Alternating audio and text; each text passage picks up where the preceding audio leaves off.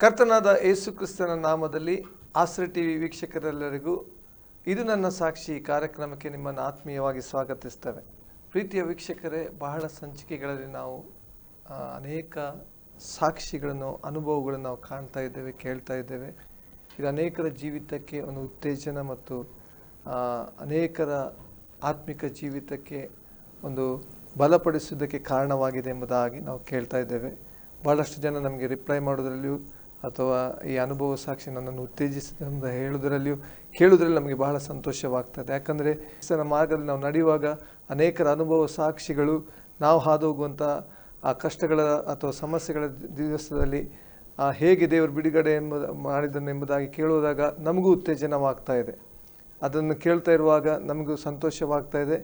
ಇವತ್ತು ನಮ್ಮ ಮಧ್ಯದಲ್ಲಿ ವಿಶಿಷ್ಟ ದೇವಸೇವಕರುಗಳು ದಂಪತಿಗಳಾಗಿ ನಮ್ಮ ಮಧ್ಯದಲ್ಲಿದ್ದಾರೆ. ಯೇಸು ಕ್ರಿಸ್ತನ ನಾಮದಲ್ಲಿ ಅವರನ್ನು ಈ ಕಾರ್ಯಕ್ರಮಕ್ಕೆ ನಾವು ಸ್ವಾಗತಿಸುವ.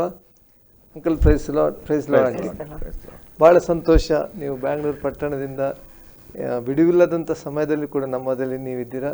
ನಿಮ್ಮನ್ನು ಯೇಸು ಕ್ರಿಸ್ತನ ನಾಮದಲ್ಲಿ ಮತ್ತೊಂದು ಆವತ್ತಿಗೆ ನಾವು ಸ್ವಾಗತಿಸ್ತೇವೆ. Thank you. ಪ್ರೀತಿಯ ವೀಕ್ಷಕರೇ, ನಮ್ಮಲ್ಲಿರುವಂಥ ಅಂಕಲ್ ಆಂಟಿ, ನಾವು ತುಂಬ ಹಿರಿಯರವರು, ಅವರ ಅನುಭವ ನಮಗೆ ಭಾಳಷ್ಟು ಉತ್ತೇಜನವಾಗ್ತದೆ. ಅದಕ್ಕೆ ನಾವು ಅವರನ್ನು ರೆಸ್ಪೆಕ್ಟಾಗಿ ನಾವು ಅಂಕಲ್ ಆಂಟಿ ಅಂತ ಕರಿತೇವೆ. ಅವರು ಭಾಳಷ್ಟು ಸೇವೆಯಲ್ಲಿ ತಮ್ಮನ್ನು ತೊಡಗಿಸಿದ್ದಾರೆ. ಅವರ ಅನುಭವ ಸಾಕ್ಷಿಗಳನ್ನು ನಾವು ಇವತ್ತು ಕೇಳಲಿಕ್ಕಿದ್ದೇವೆ. ಅಂಕಲ್, ಭಾಳ ಸಂತೋಷ. ಮೊದಲಾಗಿ ನಿಮ್ಮ ಹುಟ್ಟೂರು ಮತ್ತು ನೀವು ಬೆಳೆದು ಬಂದಂಥದ್ದು, ಪ್ಲೇಸ್, ಎಜುಕೇಷನ್, ಇದರ ಬಗ್ಗೆ ಸಣ್ಣದಾಗಿ ನಮಗೆ ಹೇಳ್ಬೋದಾ ವೀಕ್ಷಕರಿಗೆ? ಖಂಡಿತವಾಗಿ. ದೇವ್ರ ಕೃಪೆಯಿಂದ ನಾನು ಹುಟ್ಟಿ ಬೆಳೆದಂಥ ಊರು ಧಾರವಾಡ, ಓಕೆ, ಉತ್ತರ ಕರ್ನಾಟಕದಲ್ಲಿ. ಅಲ್ಲಿಯೇ ವ್ಯಾಸಂಗ ಕೂಡ ನಾನು ಮಾಡಿದೆ. ಎಲ್ಲಿವರೆಗೆ ಅಂದರೆ ಅಪ್ ಟು PUC-ವರೆಗೆ. ಓಕೆ. ಮತ್ತು ದೇವ್ರ ಕೃಪೆಯಿಂದ ಭಕ್ತಿವಂತರಾದಂಥ ತಂದೆ ತಾಯಿಗಳನ್ನು ದೇವರು ನನಗೂ ಮತ್ತು ನನ್ನ ಇಬ್ಬರು ಅಣ್ಣಂದಿರಿಗೂ ಕೊಟ್ಟ.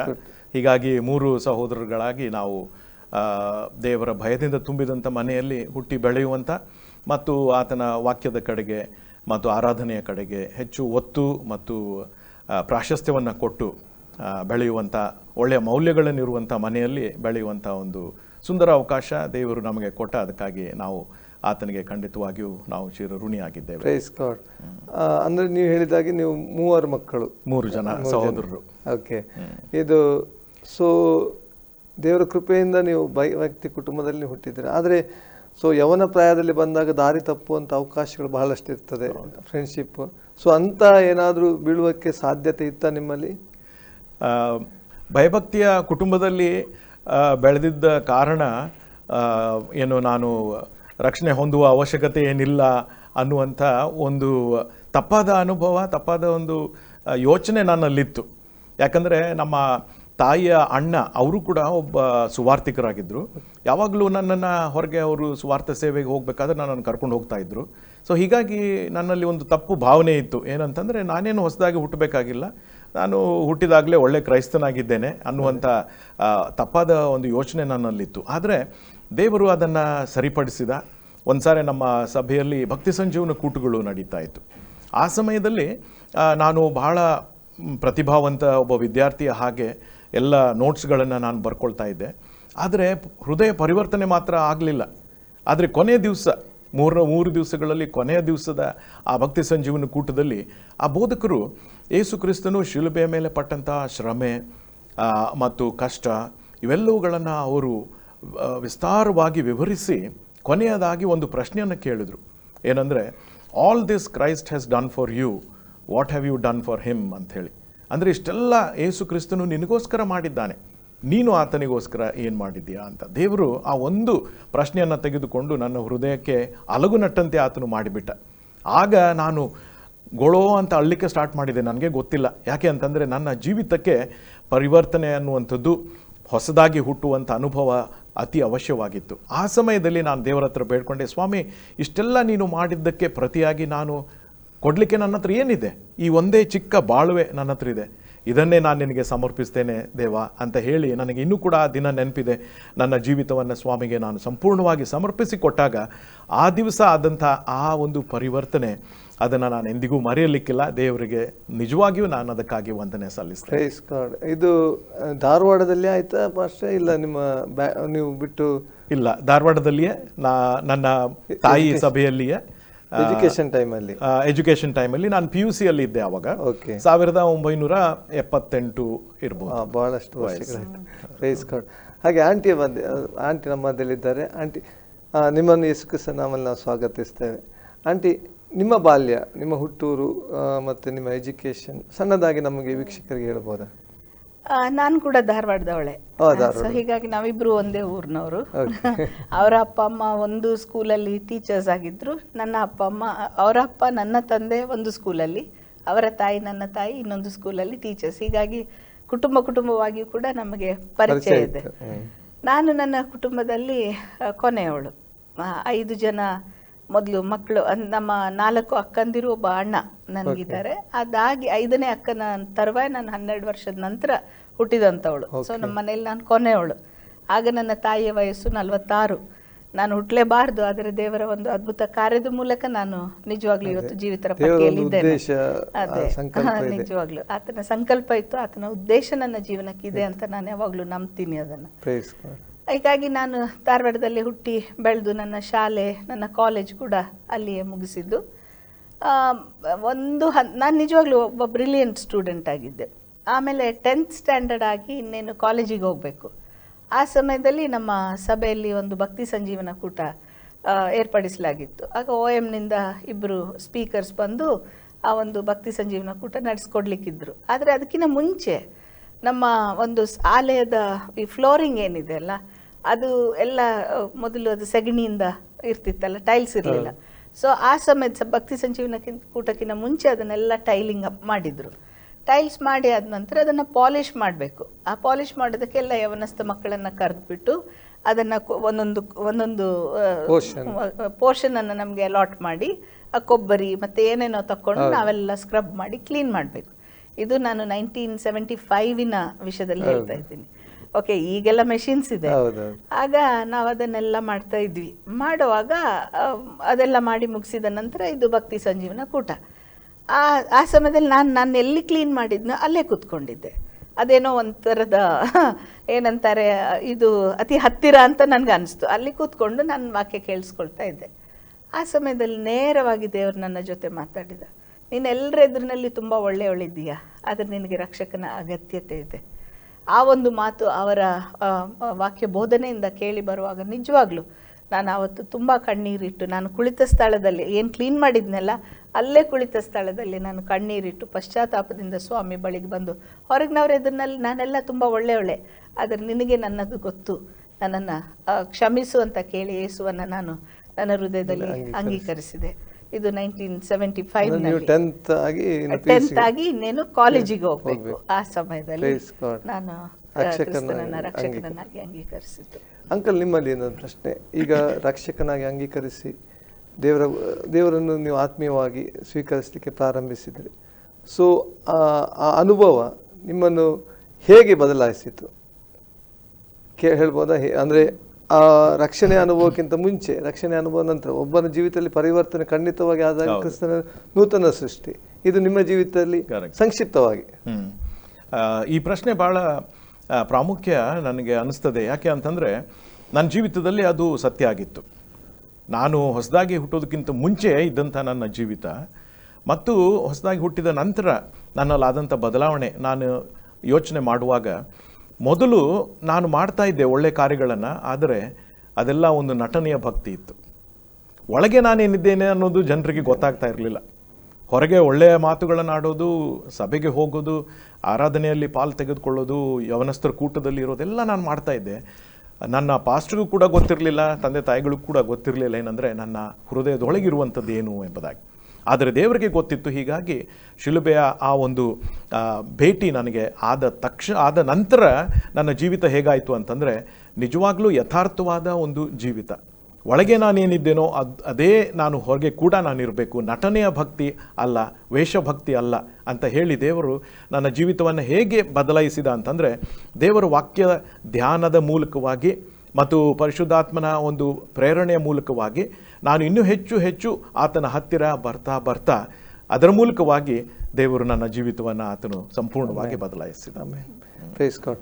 ಅಂಕಲ್, ರಕ್ಷಣೆ ಅನುಭವದ ನಂತರ ನಿಮ್ಮ ಇದು ಯಾವಾಗ 1978ರಲ್ಲಿ ದೀಕ್ಷಾಸ್ನಾನ ಅದೇ ಸಮಯದಲ್ಲಿ ನಿಮಗೆ ಆಯ್ತು? ದೀಕ್ಷಾಸ್ನಾನ 1 ವರ್ಷ ಆದ್ಮೇಲೆ ಆವಾಗ ಸುವಾರ್ತಿಕರ ಮೂಲಕವಾಗಿ ನನಗೆ ದೀಕ್ಷಾಸ್ನಾನ. ಆಂಟಿ, ತಮ್ಮದು ಅನುಭವ, ಬದಲಾದ ಜೀವಿತದ ಬಗ್ಗೆ? ಬದಲಾದ ಜೀವಿತ ಅಂತ ನೀವು ಹೇಳೋವಾಗ ನಾನು ಹೇಳಿದೆ, ನಾನೇನಾಗಿದ್ದೆ ನನಗೆ ಗೊತ್ತಿತ್ತು, ದೇವರಿಗೆ ಗೊತ್ತಿತ್ತು. ಆದರೆ ಅದರ ಅರ್ಥ ನಾನು ಯಾವ ಕೆಟ್ಟ ಸಂಗತಿಗಳಲ್ಲಿ ಮುಳುಗಿ ಹೋಗಿದ್ದೆ ಅಂತ ಅಲ್ಲ.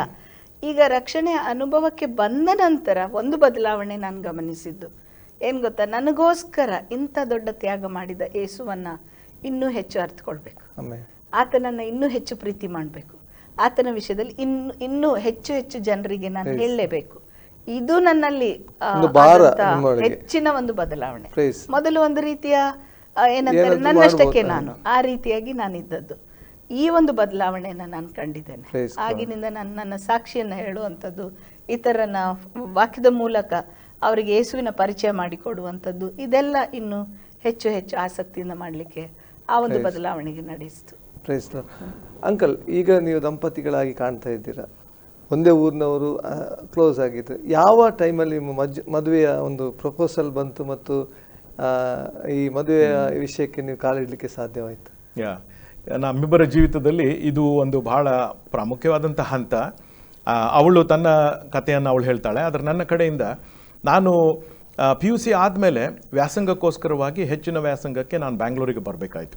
ಅಲ್ಲಿ ಕೃಷಿ ವಿಶ್ವವಿದ್ಯಾಲಯದಲ್ಲಿ ನನಗೆ ಅಡ್ಮಿಷನ್ ಸಿಕ್ತು.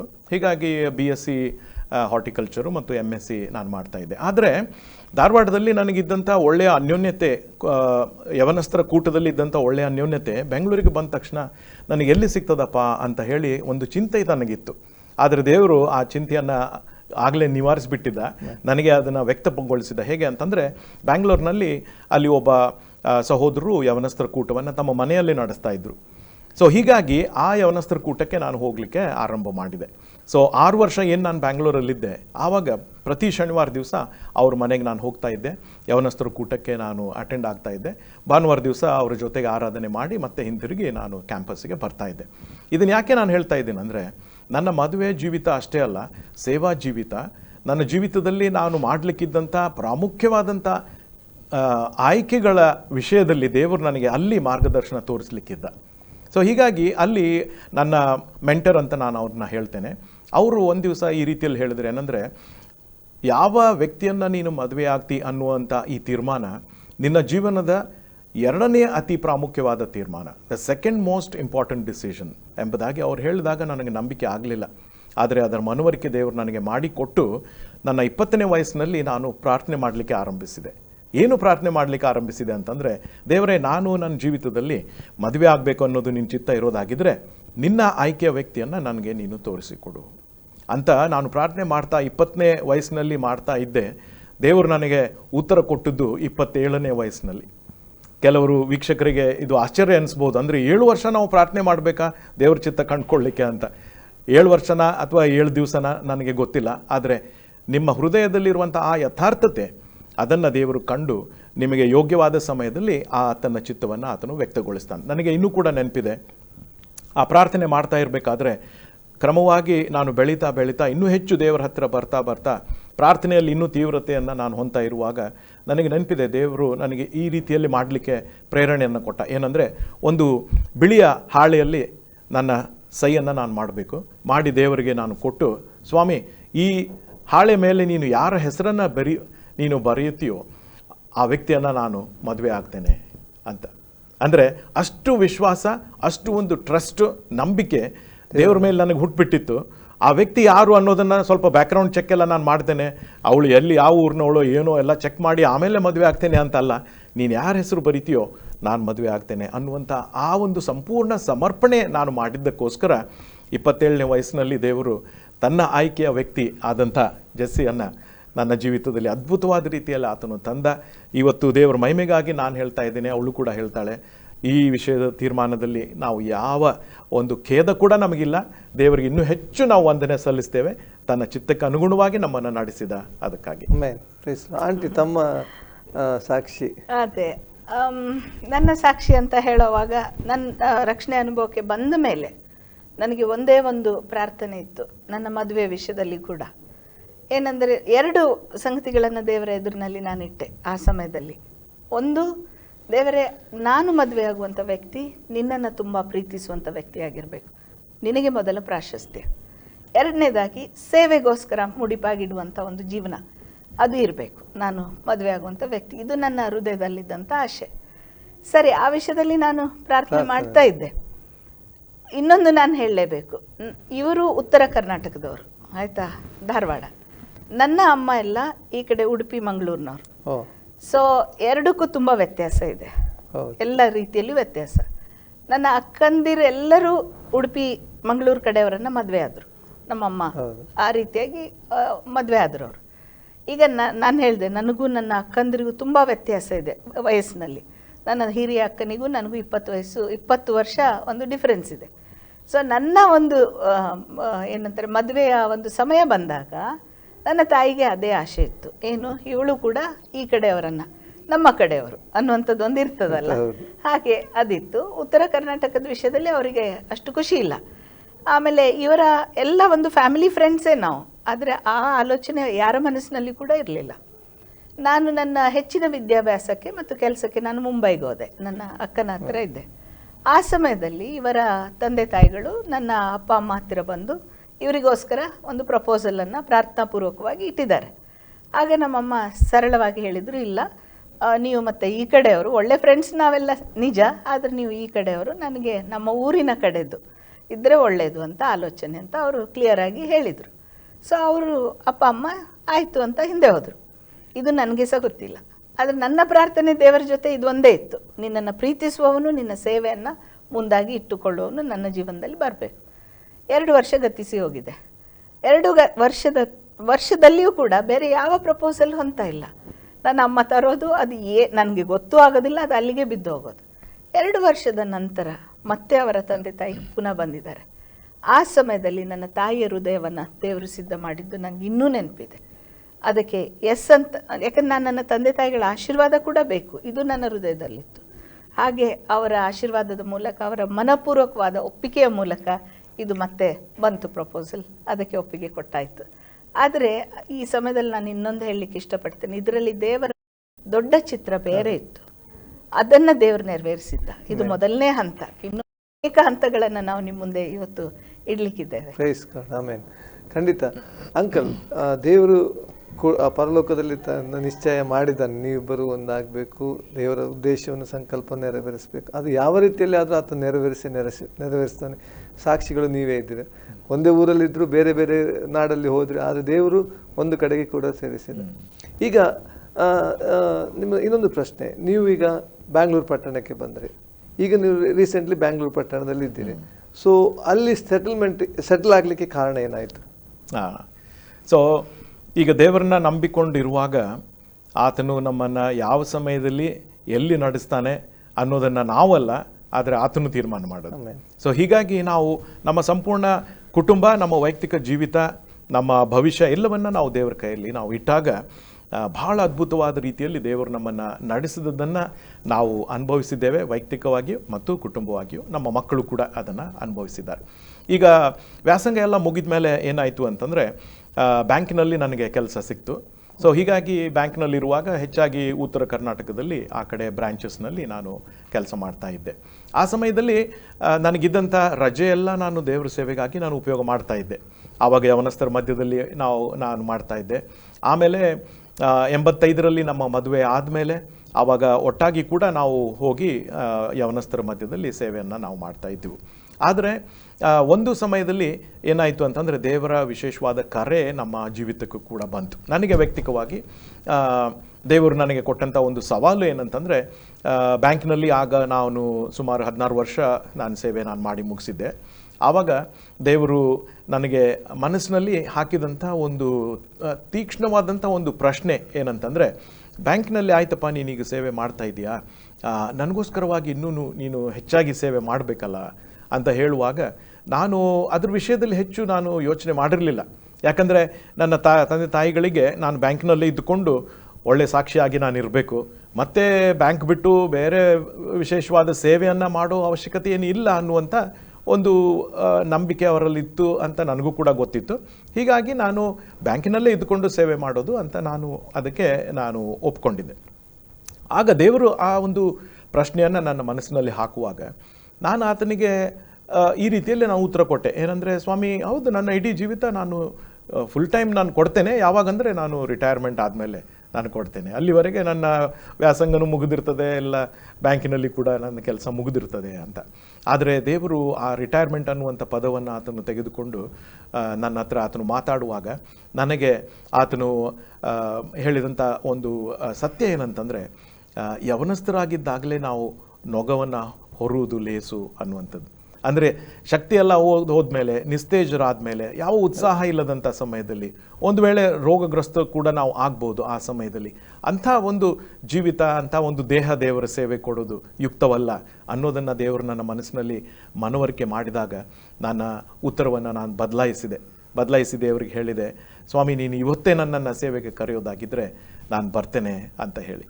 ಆಗ ಈ ಒಂದು ಪ್ರೋಸೆಸ್ ನಿಮ್ಮ ಮನಸ್ಸಲ್ಲಿ, ಅಂದರೆ ದೇವರು ಹಾಕಿದ, ಅಂದರೆ ಈ ಟೈಮಲ್ಲೇ ನೀನು ಸೇವೆಗೆ ಇಳಿಬೇಕು ಅಂದರೆ ಆ ಸೇವೆಗೆ ಫುಲ್ ಟೈಮ್ ಇಳಿಯುವ ಟೈಮ್, ಆ ದೇವರು ಭಾರ ಬಂದ ನಂತರ ಆ ಟೈಮ್ ಎಷ್ಟು ಟೈಮ್ ತಗೊಂಡಿತ್ತು ಫಸ್ಟ್ ನಿಮ್ಮಲ್ಲಿ ಪರಿವರ್ತನೆ ಆಗೋದಕ್ಕೆ?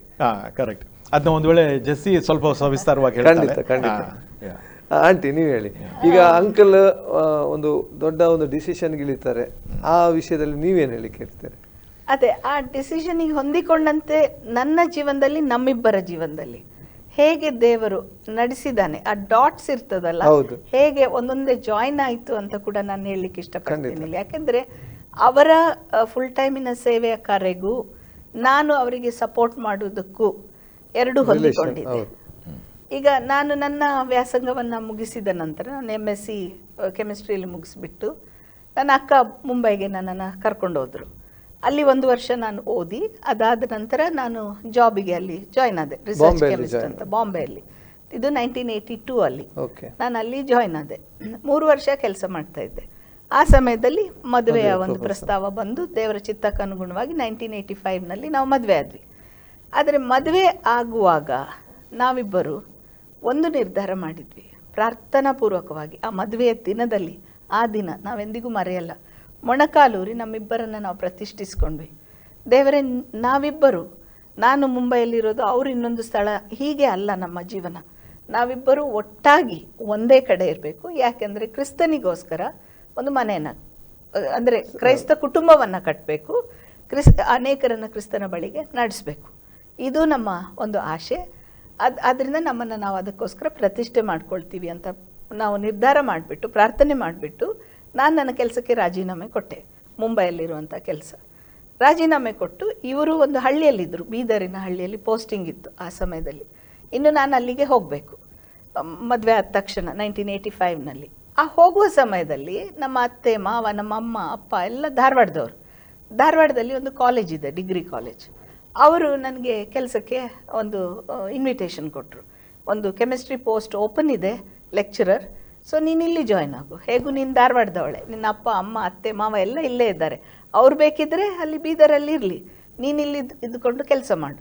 ಆಗ ಕೂಡಲೇ ಹೇಳಿದೆ, ಇಲ್ಲ, ನಾವಿಬ್ಬರು ಪ್ರಾರ್ಥನಾಪೂರ್ವಕ ಒಂದು ನಿರ್ಧಾರ ಮಾಡಿದ್ದೇವೆ, ಒಟ್ಟಾಗಿ ಇರಬೇಕು. ದೇವರು ನಮ್ಮನ್ನು ಕರೆಯುವ ಸಮಯ ಬಂದಾಗ ಅಲ್ಲಿವರೆಗೆ ನಾವು ಒಟ್ಟಾಗಿ ಇರಬೇಕು. ಆತನಿಗೋಸ್ಕರ ನಾವು ಒಂದು ಕ್ರೈಸ್ತ ಕುಟುಂಬ ಕಟ್ಟಬೇಕು, ಇದು ನಮ್ಮ ನಿರ್ಧಾರ. ನಾನು ಅಲ್ಲಿ ಜಾಯಿನ್ ಆಗಲ್ಲ, ಇದು ಗವರ್ಮೆಂಟ್ ಪೋಸ್ಟ್, ಆಯ್ತಾ, ಆಗಲ್ಲ ಅಂತ ನಾನು ಹೇಳಿದೆ.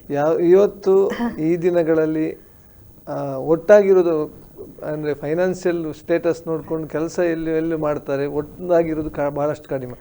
ನಿಮ್ಮ ಒಂದು ಪ್ರತಿಷ್ಠೆ ಇದೆ, ಖಂಡಿತ ದೇವರು ಅದನ್ನು ಮಾನಿಸಿದ. ಅದನ್ನು ದೇವ್ರು ಹೇಗೆ ಮಾನ್ಯ ಮಾಡಿದ ಅಂತ ಮುಂದೆ ಕೂಡ ಹೇಳ್ತೀನಿ. ಖಂಡಿತ. ಈಗ ಸರಿ, ನಾನು ಅವರ ಜೊತೆಗೆ ಆ ಹಳ್ಳಿಗೆ ಹೋದೆ. ಅದೊಂದು ಚಿಕ್ಕ ಹಳ್ಳಿ. ಅಲ್ಲಿ ಅವರದ್ದು 4ನೇ ಇಯರ್ ಆ ಪೋಸ್ಟಿಂಗ್ ಇತ್ತು. ಆ ಟೈಮ್ನಲ್ಲಿ ಅಲ್ಲಿ ಹೋದೆ. ಇಲ್ಲಿ ಕೆಲಸಕ್ಕೆ ಇಲ್ಲ ಅಂತ ಹೇಳಿದ್ದೇನೆ. ಅಲ್ಲಿ ಹೋದ ನಂತರ 1 ವರ್ಷದ ಒಳಗೆ ಅಲ್ಲಿಂದ ಧಾರವಾಡದ ಕಡೆಗೆ ಇವರಿಗೆ ಟ್ರಾನ್ಸ್ಫರ್ ಆಯಿತು. ಸೊ ಮತ್ತೆ ಧಾರವಾಡಕ್ಕೇನೆ ಬಂದ್ವಿ. ಬಂದಾವಾಗ ನಿಮ್ಗೆ ನಿಜವಾಗ್ಲೂ ಹೇಳ್ತೀನಿ, ಆ 1 ವರ್ಷದವರೆಗೂ ಕೂಡ ಆ ಪೋಸ್ಟ್ ಫಿಲ್ ಆಗಿರಲಿಲ್ಲ. ಮತ್ತೆ ನನ್ನನ್ನು ಕರೆದ್ರು. ಇದು ದೇವರು, ಯಾವಾಗ ನಾವು ದೇವರಿಗೆ ಸಮರ್ಪಿಸಿಕೊಂಡು ಆತನ ವಾಕ್ಯಕ್ಕೆ, ಆತನ ಚಿತ್ತಕ್ಕೆ ಮಾನ್ಯ ಕೊಡ್ತೇವೋ ಆಗ ದೇವರು ನಮ್ಮ ಪ್ರತಿಷ್ಠೆಯನ್ನು ಪರೀಕ್ಷೆ ಮಾಡ್ತಾನೆ. ಹಾಗಾಗಿ ನಾನಲ್ಲಿ ಜಾಯ್ನ್ ಆಗುವಾಗ 1986 20 ಇಯರ್ಸ್ ವರೆಗೂ ಕೂಡ ದೇವರು ನನಗೆ ಅಲ್ಲಿ ಸೇವೆಗೆ ಅವಕಾಶ ಕೊಟ್ಟ. ಈಗ ಇವರು ಬ್ಯಾಂಕ್ನಲ್ಲಿ ಧಾರವಾಡದ ಹತ್ತಿರವೇ ಎಲ್ಲ ಹಳ್ಳಿಗಳಲ್ಲಿ 3 ಹಳ್ಳಿಗಳಲ್ಲಿ ಟ್ರಾನ್ಸ್ಫರ್ ಆಗಿತ್ತು. ಪ್ರತಿದಿನ ಹೋಗಿ ಬಂದು ಮಾಡ್ತಾ ಇದ್ರು. ನಮ್ಮ ಮನೆ ಧಾರವಾಡದಲ್ಲಿ ನಾವು ಮಾಡಿದ್ವಿ. 1998 ಒಂದು ತಿರುವು ನಮ್ಮ ಲೈಫ್ನಲ್ಲಿ ಬಂತು. ಆ ತಿರುವೇನೆಂದರೆ, ಇವರ ಕೈಗೆ ಇವ್ರು ಹೇಳಿದ್ರಲ್ಲ, ದೇವರು ಆ ಒಂದು ಸಮರ್ಪಣೆಯ ಒಂದು ವಿಷಯದಲ್ಲಿ ಅವರ ಹೃದಯದಲ್ಲಿ ಹಾಕುವಂಥ ಸಮಯದಲ್ಲಿಯೇ ಇದು. ಎಷ್ಟು ಸಮಯ ಹಿಡೀತು ಅಂತ ನೀವು ಪ್ರಶ್ನೆ ಕೇಳಿದ್ರಿ. ಆ ಸಮಯದಲ್ಲಿ ಇವರ ಕೈ, ರೈಟ್ ಹ್ಯಾಂಡ್, ಅವರು ತುಂಬ ಸುಂದರವಾಗಿ ಬರೀತಾ ಇದ್ರು, ಬರೆಯೋದಕ್ಕೆ ಬರಲೇ ಇಲ್ಲ. ಇದು 3 ಫಿಂಗರ್ಸ್ ಎಫೆಕ್ಟ್ ಆಯಿತು. ಯಾಕೆ ಏನು ಅಂತ ನಮಗೆ ಗೊತ್ತೇ ಇಲ್ಲ. ಪೆನ್ ಹಿಡಿದ್ರೆ ಒಂದು 5 ಲೈನ್ ಬರಿಬಹುದು, ನಂತರ ಪೆನ್ ಬೀಳ್ತಿತ್ತು. ಬ್ಯಾಂಕಿನಲ್ಲಿ ಸಿಗ್ನೇಚರ್ಗಳು ಟ್ಯಾಲಿ ಆಗೋದಿಲ್ಲ, ಅಷ್ಟು ಕಷ್ಟ ಆಯಿತು. ಡಾಕ್ಟರ್ಸ್ ಹತ್ರ ಹೋದ್ವಿ, ಒಳ್ಳೊಳ್ಳೆ ಡಾಕ್ಟರ್ಸ್ ಕೂಡ ಹೇಳಿದರು, ಬ್ರೈನಿಂದ ಬರುವಂಥ ಮೆಸೇಜ್ ಇಲ್ಲಿಗೆ ಹೋಗ್ತಾ ಇಲ್ಲ, ಅದಕ್ಕೆ ಫೋಕಲ್ ಡಿಸ್ಟೋನಿಯಾ ಅಂತೇನೋ ಕರೀತಾರೆ. ಇದಕ್ಕೆ ಕ್ಯೂರ್ ಇಲ್ಲ, ಆದರೆ ಮ್ಯಾನೇಜ್ ಮಾಡಬೇಕು. ನೀವು ಲೆಫ್ಟ್ ಹ್ಯಾಂಡಿಂದ ಬರೆಯೋದನ್ನು ಕಲಿಬೇಕು ಅಂತ ಅವ್ರು ಹೇಳಿದರು. ನಾವು ಪ್ರಶ್ನೆ ಮಾಡಿದ್ವಿ, ದೇವ್ರೆ ಇದು ಯಾಕೆ ಬಂತು? ಮೊದಲು ಪ್ರಶ್ನೆ ಬಂದದ್ದು ಯಾಕೆ, ನಂತರ ನೀನು ತಂದಿದ್ದೀಯಾ ಅಂದಮೇಲೆ ಇದರಲ್ಲಿ ಏನೋ ನಿನ್ನ ಚಿತ್ತ ಇದೆ ಅಂತ ತಿಳ್ಕೊಳ್ತೀವಿ ನಾವು ಅಂತ ಪ್ರಾರ್ಥನೆಯಲ್ಲಿ ನಿರತರಾದ್ವಿ. ಆ ಸಮಯದಲ್ಲಿ ಇವರಲ್ಲಿ ಆ ಒಂದು ಹೋರಾಟ, ಫುಲ್ ಟೈಮಿಗೆ ದೇವರು ನನ್ನನ್ನು ಕರೀತಾ ಇದ್ದಾನೆ ಅಂತ. 2 ಒಂದಕ್ಕೆ ಒಂದು ಹೊಂದಿಕೊಂಡಿತ್ತು. ಆಮೇಲೆ ಬ್ಯಾಂಕ್ನಲ್ಲಿ ತುಂಬಾ ಕಷ್ಟ ಆಯಿತು. ಆಗ ರಿಸೈನ್ ಮಾಡಲೇಬೇಕಾಯಿತು. 1998 ಬ್ಯಾಂಕಿನ ಹುದ್ದೆಗೆ ರಿಸೈನ್ ಮಾಡಿದರು. ಇವರ ಅಮ್ಮನ ಹೃದಯವನ್ನು ಕೂಡ ದೇವರು ಸಿದ್ಧ ಮಾಡಿದ್ದ. ಆಮೇಲೆ ಅಲ್ಲಿ 98 2000ವರೆಗೆ ಪ್ರಾರ್ಥನಾಪೂರ್ವಕವಾಗಿ ಸಮಯ ಕಳೆದು ಇವರು ಫುಲ್ ಟೈಮ್ ಮಿನಿಸ್ಟ್ರಿಗೆ ಅಂಬಾಸಿಡರ್ಸ್ ಫಾರ್ ಕ್ರೈಸ್ಟ್ ಅಲ್ಲಿ ಕಾಲಿಟ್ರು. ನೋಡಿ ಹೇಗೆ ದೇವರು ಅದನ್ನು ನಡೆಸ್ತಾನೆ. ಆಗ ನಾನು ಮಾತ್ರ ವರ್ಕ್ ಮಾಡ್ತಾ ಇದ್ದೆ, ಧಾರವಾಡದಲ್ಲೇ ವರ್ಕ್ ಮಾಡ್ತಾ ಇದ್ದೆ. ಇವರು ಇವ್ಯಾಂಜಲಿಸ್ಟ್ ಆಗಿ ಅಂಬಾಸಿಡರ್ಸ್ ಫಾರ್ ಕ್ರೈಸ್ಟ್ ಅಲ್ಲಿ ಸೇವೆಗೆ ಫುಲ್ ಟೈಮ್ ಸೇವೆಗೆ ಒಪ್ಪಿಸಿಕೊಟ್ರು. ಆಂಟಿ, ಈ ಡಿಸಿಷನ್ ಈಗ ಆತ್ಮಿಕವಾಗಿ ನಾವು ತಗೊಳ್ಳೋದಾದ್ರೆ ದೇವರ ಆಲೋಚನೆ ಉದ್ದೇಶ ಇದೆ, ಆದರೆ ಮಾನಸಿಕವಾಗಿ ಸಹ ನಾವು ನೋಡೋದಾದ್ರೆ ಅಂಕಲ್ ಏನಾದರೂ ಮನಸ್ಸಿನಲ್ಲಿ ಸಿದ್ಧ ಮಾಡಿಕೊಂಡ್ರು, ಆದರೆ ನಿಮ್ಮ ಮನಸ್ಸು ಆ ಟೈಮಲ್ಲಿ ಹೇಗೆ ಸಿದ್ಧವಾಯಿತು? ಒಳ್ಳೆ ಪ್ರಶ್ನೆ ಕೇಳಿದ್ರಿ ನಿಜವಾಗ್ಲು. ಯಾಕೆಂದ್ರೆ ನೋಡಿ, ಒಬ್ಬ ಗವರ್ಮೆಂಟ್ ಜಾಬ್ನಲ್ಲಿರುವಂಥ ಹಿರಿಯ ಒಂದು ಸೀನಿಯರ್ ಪೊಸಿಷನ್ನಲ್ಲಿರೋ ಬ್ಯಾಂಕಿನ ಹುದ್ದೆ, ಈಗ ಅವರು ಅದನ್ನು ಬಿಡಬೇಕಾದ್ರೆ ಅಲ್ಲಿ ಸಂಬಳ ಇಲ್ಲ, ಅದೇ 0 ಆಗ್ತದೆ. ಇವರು ರಿಸೈನ್ ಮಾಡಿದ ಸಂದರ್ಭದಲ್ಲಿ ಪೆನ್ಷನ್ ಇರಲಿಲ್ಲ. ಈಗ ಎಲ್ಲ ನನ್ನ ಮೇಲೆ ನಾನೇ ನಡೆಸಿಕೊಂಡು ಹೋಗಬೇಕು, ಗೊತ್ತಾಯ್ತಾ? ಮಕ್ಕಳಿದ್ದಾರೆ, ಮಕ್ಕಳು ಆಗ ಸ್ಕೂಲಲ್ಲಿ ಎಲ್ಲ ಇದ್ರು, ಮನೇಲಿ ಅತ್ತೆ ಮಾವ ಕೂಡ ಇದ್ರು, ಹಿರಿಯರು. ಸರಿ, ಇವೆಲ್ಲ ಭಾರ ಕೂಡ ಅಲ್ಲಿ ಇತ್ತು. ಆದರೆ ಒಂದೇ ಹೇಳ್ತೀನಿ, ನಾವಿಬ್ಬರು ಒಂದು ದಿನ ಫುಲ್ ದಿನ ನಾವು ಪ್ರಾರ್ಥನೆಯಲ್ಲಿ ಕಳೆದ್ವಿ. ಈ ವಿಷಯದಲ್ಲಿ ನಾವಿಬ್ಬರು ಡಿಸ್ಕಸ್ ಕೂಡ ಮಾಡಿದ್ವಿ. ಒಂದನ್ನು ನಾನು ಪ್ರಾಮಿಸ್ ಮಾಡಿದೆ, ಏನು ಗೊತ್ತಾ? ನನ್ನ ಮದುವೆಯ ಸಮಯದಲ್ಲಿ ನಾನು ನಿಮಗೆ ತೋರಿಸಿದಂಥ ಗೌರವ ಪ್ರೀತಿ, ಈಗ ನಿಮಗೆ ಉದ್ಯೋಗ ಇರಲಿ ಇಲ್ಲದೇ ಇರಲಿ, ಅದೇ ಗೌರವ ಪ್ರೀತಿಯಿಂದ ನಾನು ನಿಮ್ಮನ್ನು ಕಾಣ್ತೇನೆ. ಇದರಲ್ಲಿ ನಿನ್ನ ಹಣ ನನ್ನ ಹಣ ಅಂತ ಇಲ್ಲವೇ ಇಲ್ಲ. ಇದು ನಮ್ಮದು, ದೇವರು ಕೊಟ್ಟಿರುವಂಥದ್ದು, ದೇವರು ಒದಗಿಸಿರುವಂಥದ್ದು. ಇದರಲ್ಲಿ ನೀನೇನು ತರದಿದ್ರೂ ಚಿಂತೆ ಇಲ್ಲ, ಇದು ನಮಗೆ ದೇವರು ಒದಗಿಸಿ ಕೊಟ್ಟದ್ದು. ಅದರಲ್ಲಿ ನಾವು ಸಂತೃಪ್ತರಾಗಿ ಜೀವಿಸೋದನ್ನು ಕಲಿಯೋಣ. ಇದು ನಾನು ಅವರಿಗೆ ಮಾಡಿದಂಥ ವಾಗ್ದಾನ. ಹೀಗಾಗಿ ನಮಗೆ ಆ ವಿಷಯದಲ್ಲಿ ಯಾವಾಗಲೂ ನಾವು ಅಯ್ಯೋ ನೀನು ಕೆಲಸ ಇಲ್ಲ, ನೀನು ದುಡ್ಡು ತರಲಿಲ್ಲ, ಆ ಒಂದು ಬೇಸರದ ಮನೋಭಾವನೆ ನಮ್ಮಲ್ಲಿ ಬರಲೇ ಇಲ್ಲ. ಯಾಕಂದರೆ ಇದು ದೇವರ ಉದ್ದೇಶಕ್ಕಾಗಿ ನಾವು ಸಮರ್ಪಿಸಿಕೊಂಡಿದ್ದೇವೆ ಅನ್ನುವಂಥದ್ದನ್ನು ಮುಖ್ಯವಾಗಿ ಇಟ್ಕೊಂಡು. ಅಂಕಲ್, ಈಗ ಆಂಟಿ ಹೇಳಿದರು ತಮ್ಮ ಒಂದು ಅನುಭವ, ಆದರೆ ನಿಮ್ಮಲ್ಲಿ ಈಗ ನೀವು ಸೇವೆಗೆ ಹೇಳಿದ್ರಿ, ಒಂದು ಟೈಮಲ್ಲಿ ನೀವು ಫುಲ್ ಟೈಮ್ ಅಂದರೆ ಕೆಲಸದಲ್ಲಿ ಇದ್ದೀರಿ, ಆ ಟೈಮಲ್ಲಿ ಸೇವೆ ಮಾಡ್ತಾ ಇದ್ದೀರಿ. ಆಗ ಕೈಯಲ್ಲಿ ಹಣ ಇರ್ತಿತ್ತು, ಅಗತ್ಯಗಳೆಲ್ಲ ಒಂದು ರೀತಿಯಲ್ಲಿ ಸಂಧಿಸಲ್ಪಡ್ತಾ ಇತ್ತು. ಬಟ್ ನೀವು ಸೇವೆಗೆ ಇಳಿದ ಮೇಲೆ, ಫುಲ್ ಟೈಮ್ ಇಳಿದ ಮೇಲೆ ಆ ಸಂಬಳ ಇಲ್ಲ, ಬಟ್ ಏನೇ ಅಗತ್ಯವಿರುವುದಾದ್ರೂ ನೀವು ಅಲ್ಲಿ ಹೊಂದಾಣಿಕೆ ಮಾಡಬೇಕು. ಆದರೆ ಆವಾಗ ಒಂದು ರೀತಿಯ ಒಂದು ಮನಸ್ಸಲ್ಲಿ ಬೇಸರ ಆಗುವಂಥ ಒಂದು ಸಂದರ್ಭ ಬಂದಿರಲಿಲ್ವ? ಆ ಟೈಮ್ನಲ್ಲಿ ನನಗೆ ಧೈರ್ಯ ಕೊಟ್ಟವಳು ಇವಳೆ. ದೇವರಲ್ಲಿ ನಾನು ಆತ್ಕೊಂಡಿರೋದ್ರಿಂದ ದೇವರು ಮನುಷ್ಯರ ಮೂಲಕವಾಗಿ ನಮಗೆ ಆಶ್ವಾಸನೆ ಕೊಡ್ತಾನೆ. ಈ ಸಮಯದಲ್ಲಿ ಆ ಹಂತದಲ್ಲಿ ನನ್ನ ಹೆಂಡತಿಯ ಮೂಲಕವಾಗಿ ದೇವರು ಆ ಒಂದು ಆಶ್ವಾಸನೆಯನ್ನು ಕೊಟ್ಟ. ಏನಂತಂದರೆ, ಸೇವೆಯಲ್ಲಿ ಇದ್ದುಕೊಂಡಿರುವಾಗ ನನ್ನ ಸಂಬಳ ಹೆಚ್ಚೇನಿರಲಿಲ್ಲ, ಆದರೆ ಎಲ್ಲ ಅಗತ್ಯತೆಗಳನ್ನು ಪೂರೈಸಿ ಇನ್ನೂ ಹೆಚ್ಚು ನಾವು ಇನ್ನಿತರ ಬಡ ಮಿಷನರೀಸ್ಗಳಿಗೆ ಕೊಡುವಂಥ ರೀತಿಯಲ್ಲಿ ನಮ್ಮನ್ನು ಅಷ್ಟು ಸಮೃದ್ಧಿಯಾಗಿ, ಅಬಂಡೆನ್ಸ್ ಅಂತ ಏನು ಹೇಳ್ತಾರಲ್ಲ, ಅಷ್ಟು ರೀತಿಯಲ್ಲಿ ನಮ್ಮನ್ನು ಆಶೀರ್ವದಿಸಿದಂಥ ಅನುಭವಗಳನ್ನು ನಾನು ಇನ್ನೂ ಕೂಡ ನೆನಪಿಸಿಕೊಂಡು ದೇವರಿಗೆ ನಾನು ಸ್ತೋತ್ರ ಸಲ್ಲಿಸ್ತೇನೆ. ಮತ್ತು ಆಗಲೇ ಅವಳು ಹೇಳಿದ ಹಾಗೆ ನನ್ನ ಹಣ ನಿನ್ನ ಹಣ ಅನ್ನುವಂಥದ್ದೇನಿಲ್ಲ. ಅವಳು ನನಗಿಂತ ಹೆಚ್ಚು ಸಂಬಳ ಇತ್ತು ಆವಾಗ, ನನ್ನ ಮಿನಿಸ್ಟ್ರಿ ಸಂಬಳಕ್ಕೆ ಕಂಪೇರ್ ಮಾಡಿದರೆ. ಆದರೆ ಯಾವ ತಾರತಮ್ಯ ಇಲ್ಲದೆ ನನ್ನನ್ನು ಗೌರವಿಸುವುದರಲ್ಲಿ ಯಾವ ಕಡಿಮೆ ಕೂಡ ಅವಳು ಮಾಡದೆ ಅದೇ ರೀತಿಯಲ್ಲಿ ನಾವಿಬ್ಬರು ಒಟ್ಟಾಗಿ ಮುಂದೆ ಸಾಗಿದ್ದರಿಂದ ದೇವರು ನಮ್ಮನ್ನು ಮೆಚ್ಚಿ ನಮಗೆ ನಾವು ನೆನೆಸೋದಕ್ಕಿಂತ ಗ್ರಹಿಸುವುದಕ್ಕಿಂತ ಹೆಚ್ಚಾಗಿ ನಮಗೆ ಆತನು ಅನುಗ್ರಹಿಸಿ ನಡೆಸಿದ. ಆಮೇಲೆ ಈ ಸಂದರ್ಭದಲ್ಲಿ ಈಗ ನೀವು ಅಲ್ಲಿ ಫುಲ್ ಟೈಮ್ ಮಿನಿಸ್ಟ್ರಿಗೆ ಒಪ್ಪಿಸಿಕೊಟ್ರೆ, ಈಗ ನೀವು ಬೆಂಗಳೂರಲ್ಲಿ ಹೇಗೆ ಶಿಫ್ಟ್ ಆಗಿದ್ದೆ? ಅದು ಒಂದು ಟರ್ನ್ ಜೆಸ್ಸಿ ಹೇಳ್ತಾಳೆ. ಓಕೆ. ಅದೇನಾಯ್ತಂದ್ರೆ, ಈಗ 1998 ನಾವು ಹೇಳಿದ್ದು, 2000 ಅಂಬಾಸಿಡರ್ಸ್ ಫಾರ್ ಕ್ರೈಸ್ಟ್ ಅನ್ನು ಜಾಯಿನ್ ಆದರು, ಇವ್ಯಾಂಜಲಿಸ್ಟ್ ಅಂತ. ಧಾರವಾಡದಲ್ಲೇ ಇದ್ದುಕೊಂಡು ಬೇರೆ ಬೇರೆ ಸ್ಥಳಗಳಿಗೆ ಟ್ರಾವೆಲ್ ಮಾಡಿ ಎಲ್ಲ ವೀಕೆಂಡ್ ಮಿನಿಸ್ಟ್ರಿನೋ ಎಲ್ಲ ಮಿನಿಸ್ಟ್ರಿಯನ್ನು ಮುಗಿಸ್ಕೊಂಡು ಸೇವೆಯ ಅವಕಾಶಗಳನ್ನು ಮುಗಿಸ್ಕೊಂಡು ಮತ್ತೆ ಧಾರವಾಡಕ್ಕೇನೆ ಬರ್ತಾ ಇದ್ರು. ಆದರೆ 2005 ಅಂಬಾಸಿಡರ್ಸ್ ಫಾರ್ ಕ್ರೈಸ್ಟ್ ಸಂಸ್ಥೆಯಲ್ಲಿ ಚೇಂಜ್ ಆಫ್ ಲೀಡರ್ಶಿಪ್ ಆಯಿತು. ಸಂಸ್ಥೆಯ ನಿರ್ದೇಶಕರ ಒಂದು ಬದಲಾವಣೆ.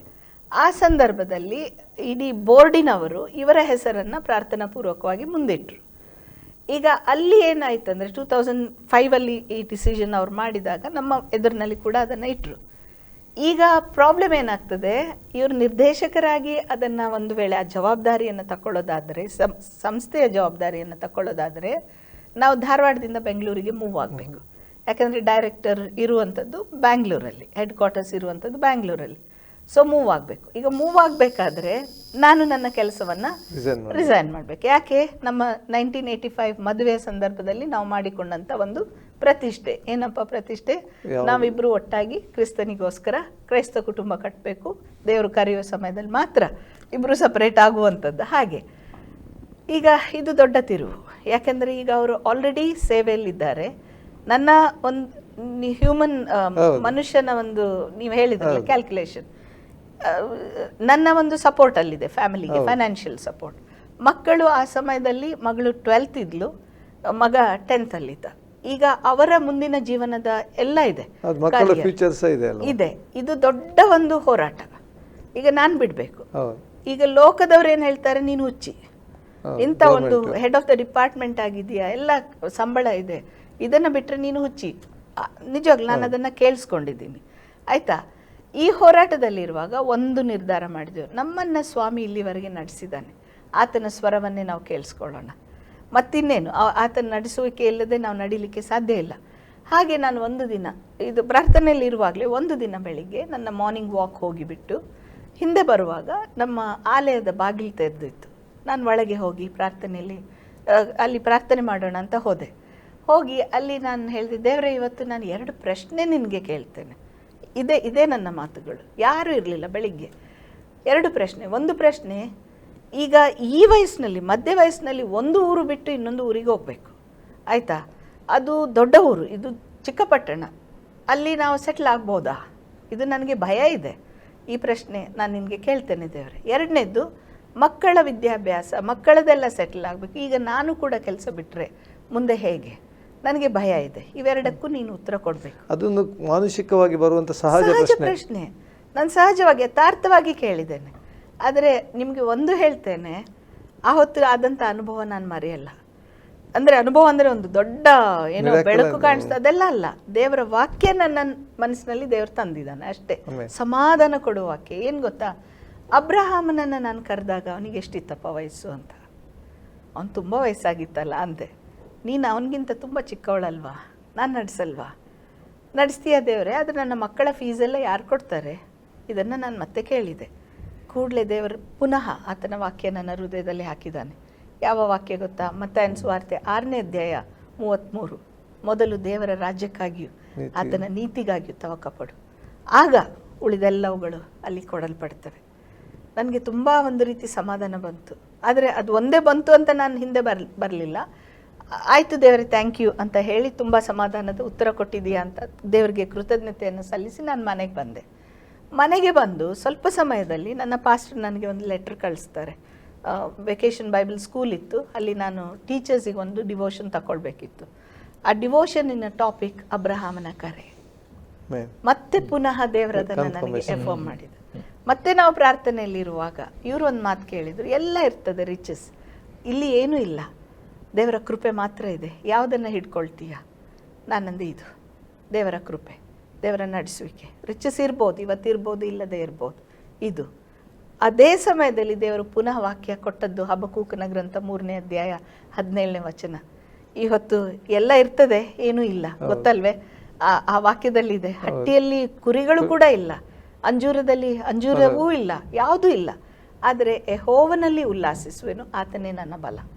ಸರಿ, ಆವತ್ತು ನಾನು ಹೋಗಿ ರೆಸಿಗ್ನೇಷನ್ ಲೆಟರ್ ಕೊಟ್ಟೆ. ಮ್ಯಾನೇಜ್ಮೆಂಟ್ನವ್ರು ಕೂಡ ನೀನು ಉತ್ತಮವಾಗಿ ಕೆಲಸ ಮಾಡೋಳಿ ಅಂತ ದುಡುಕಿ ಮಾಡಬೇಡ ಕೆಲಸ ಅಂತ. ನಾನು ದುಡುಕ್ತಾ ಇಲ್ಲ, ದೇವರು ಕರೆದಿದ್ದಾನೆ, ಅವರ ಜೊತೆ ನಿಂತು ಅವರ ಜೊತೆಯಲ್ಲಿ ಸೇವೆ ಮಾಡೋದಕ್ಕೆ. ಹೇಗೆ ಮುಂದಿಂದು ನಂಗೆ ಗೊತ್ತಿಲ್ಲ, ದೇವರ ವಾಗ್ದಾನ ಇದೆ, ವಾಗ್ದಾನದ ಮೇಲೆ ನಾವೀಗ ಕಾಲಿಡ್ತಾ ಇದ್ದೇವೆ ಅಷ್ಟೇ. ಆದರೆ ಹೇಳ್ತೀನಿ, ಅಲ್ಲಿಂದ ಇಲ್ಲಿಯವರೆಗೆ ಆ ವಾಗ್ದಾನವನ್ನು ಕೊಟ್ಟ ದೇವರು ಎಂದಿಗೂ ಕೈ ಬಿಡಲಿ. ನಂಬಿಗಸ್ತಾನೆ. ಆಮೇಲೆ ಅಂಕಲ್, ಆಂಟಿ ಹೇಳಿದರು, ಈಗ ನಿಮ್ಮದು ಅಲ್ಲಿ ಡಿಸಿಷನ್ ಇದೆ. ಆ ಟೈಮಲ್ಲಿ ನಿಮ್ಮ ಮಾನಸಿಕವಾಗಿ, ಅಯ್ಯೋ ಒಂದು ಟೈಮಲ್ಲಿ ಒಂದು ಸೈಡಲ್ಲಿ ಹೆಂಡತಿಯಿಂದ ಸಂಬಳ ಇದೆ ಮತ್ತು ಸೇವೆಯಿಂದ ಏನಾದರೂ ಸಿಗ್ತದೆ. ಈಗ ನೀವು ಅಂದರೆ ನೀವು ಅಲ್ಲಿ ಇದ್ದೀರಿ, ಬಟ್ ಅಲ್ಲಿ ಹೊಸ ಪ್ಲೇಸ್ಗೆ ಹೋಗಬೇಕಾಗಿದೆ, ಕೈಯಲ್ಲಿ ಯಾವುದೇ ರೀತಿಯ ಆದಾಯ ಮೂಲ ಇಲ್ಲ. ಮಾನಸಿಕವಾಗಿ ನೀವು ಅದು ಚಿಂತೆ ಬಂದಿಲ್ಲ ನಿಮಗೆ? ಸಣ್ಣದಾಗಿ ಹೇಳಿ, ಸಮಯ ತುಂಬ ಇದೆ. ಹೌದೌದು, ಇಲ್ಲ, ನನಗೆ ಒಂದು ರೀತಿಯಲ್ಲಿ ಅದು ಸಂದೇಹ ಮತ್ತು ಸಂಶಯ ಎಲ್ಲ ನನಗೆ ಬಂತು. ಆದರೆ ನಾನು ದೇವರನ್ನು ಹೇಗೆ ನಾನು ಟೆಸ್ಟ್ ಮಾಡ್ತಾ ಇದ್ದೆ ಅಂತಂದರೆ, ಸ್ವಾಮಿ, ನಾನು ಧೈರ್ಯ ಮಾಡ್ತೇನೆ ಮನೆಯ ಯಜಮಾನಾಗಿ, ನೀನು ನನಗೆ ಕರೆ ಕೊಡ್ತಾ ಇದೆಯಾ, ಧಾರವಾಡವನ್ನು ಬಿಟ್ಟು ನಾನು ಬ್ಯಾಂಗ್ಳೂರಿಗೆ ಹೋಗ್ಲಿಕ್ಕೆ ನಾನು ಸಿದ್ಧ ಇದ್ದೀನಿ. ಆದರೆ ಇದರಲ್ಲಿ ನಿಜವಾಗ್ಲೂ ನಿನ್ನ ಚಿತ್ತ ಇರೋದಾಗಿದ್ದರೆ ನನ್ನ ಹೆಂಡತಿ ಜೀವಿತದಲ್ಲಿ ಕೂಡ ನೀನು ಅವಳನ್ನು ಮಾರ್ಗದರ್ಶನ ನೀನು ಸರಿಯಾಗಿ ಮಾಡು, ನೀನು ನಡೆಸು, ಅದೇ ನೀನು ನನಗೆ ಕೊಡ್ತಾ ಇರುವಂಥ ಒಂದು ಟೆಸ್ಟ್ ಅಂತ ಹೇಳಿ ನಾನು ನಂಬಿದಾಗ, ಅದ್ಭುತವಾದ ರೀತಿಯಲ್ಲಿ ದೇವರು ಅವಳನ್ನು ನಡೆಸಿದ್ದನ್ನು ನೋಡುವಾಗ ನನಗೆ ಯಾವ ಮಾತುಗಳು ಇರಲಿಲ್ಲ, ಯಾವ ಸಂದೇಹಗಳು ಇಲ್ಲ. ಸ್ವಾಮಿ, ನಿನ್ನನ್ನು ನಾವು ನಂಬಿದ್ದೇವೆ, ನೇಗಿಲಿನ ಮೇಲೆ ನಾವು ಕೈ ಇಟ್ಟಿದ್ದೇವೆ, ಇಬ್ಬರು ಒಟ್ಟಾಗಿ ನಾವು ಹೋಗ್ತೇವೆ ಸ್ವಾಮಿ, ನಮ್ಮ ಜೊತೆಗೆ ನೀನಿದ್ದೀಯಾ, ಇನ್ಯಾರೂ ನಮಗೆ ಬೇಡ ಅಂತ ಹೇಳಿ ಆ ನಂಬಿಕೆ ಹೆಜ್ಜೆಯನ್ನು ನಾವು ಇಟ್ಟು ನಾವು ಬ್ಯಾಂಗ್ಳೂರಿಗೆ ಬಂದೆವು. Praise God.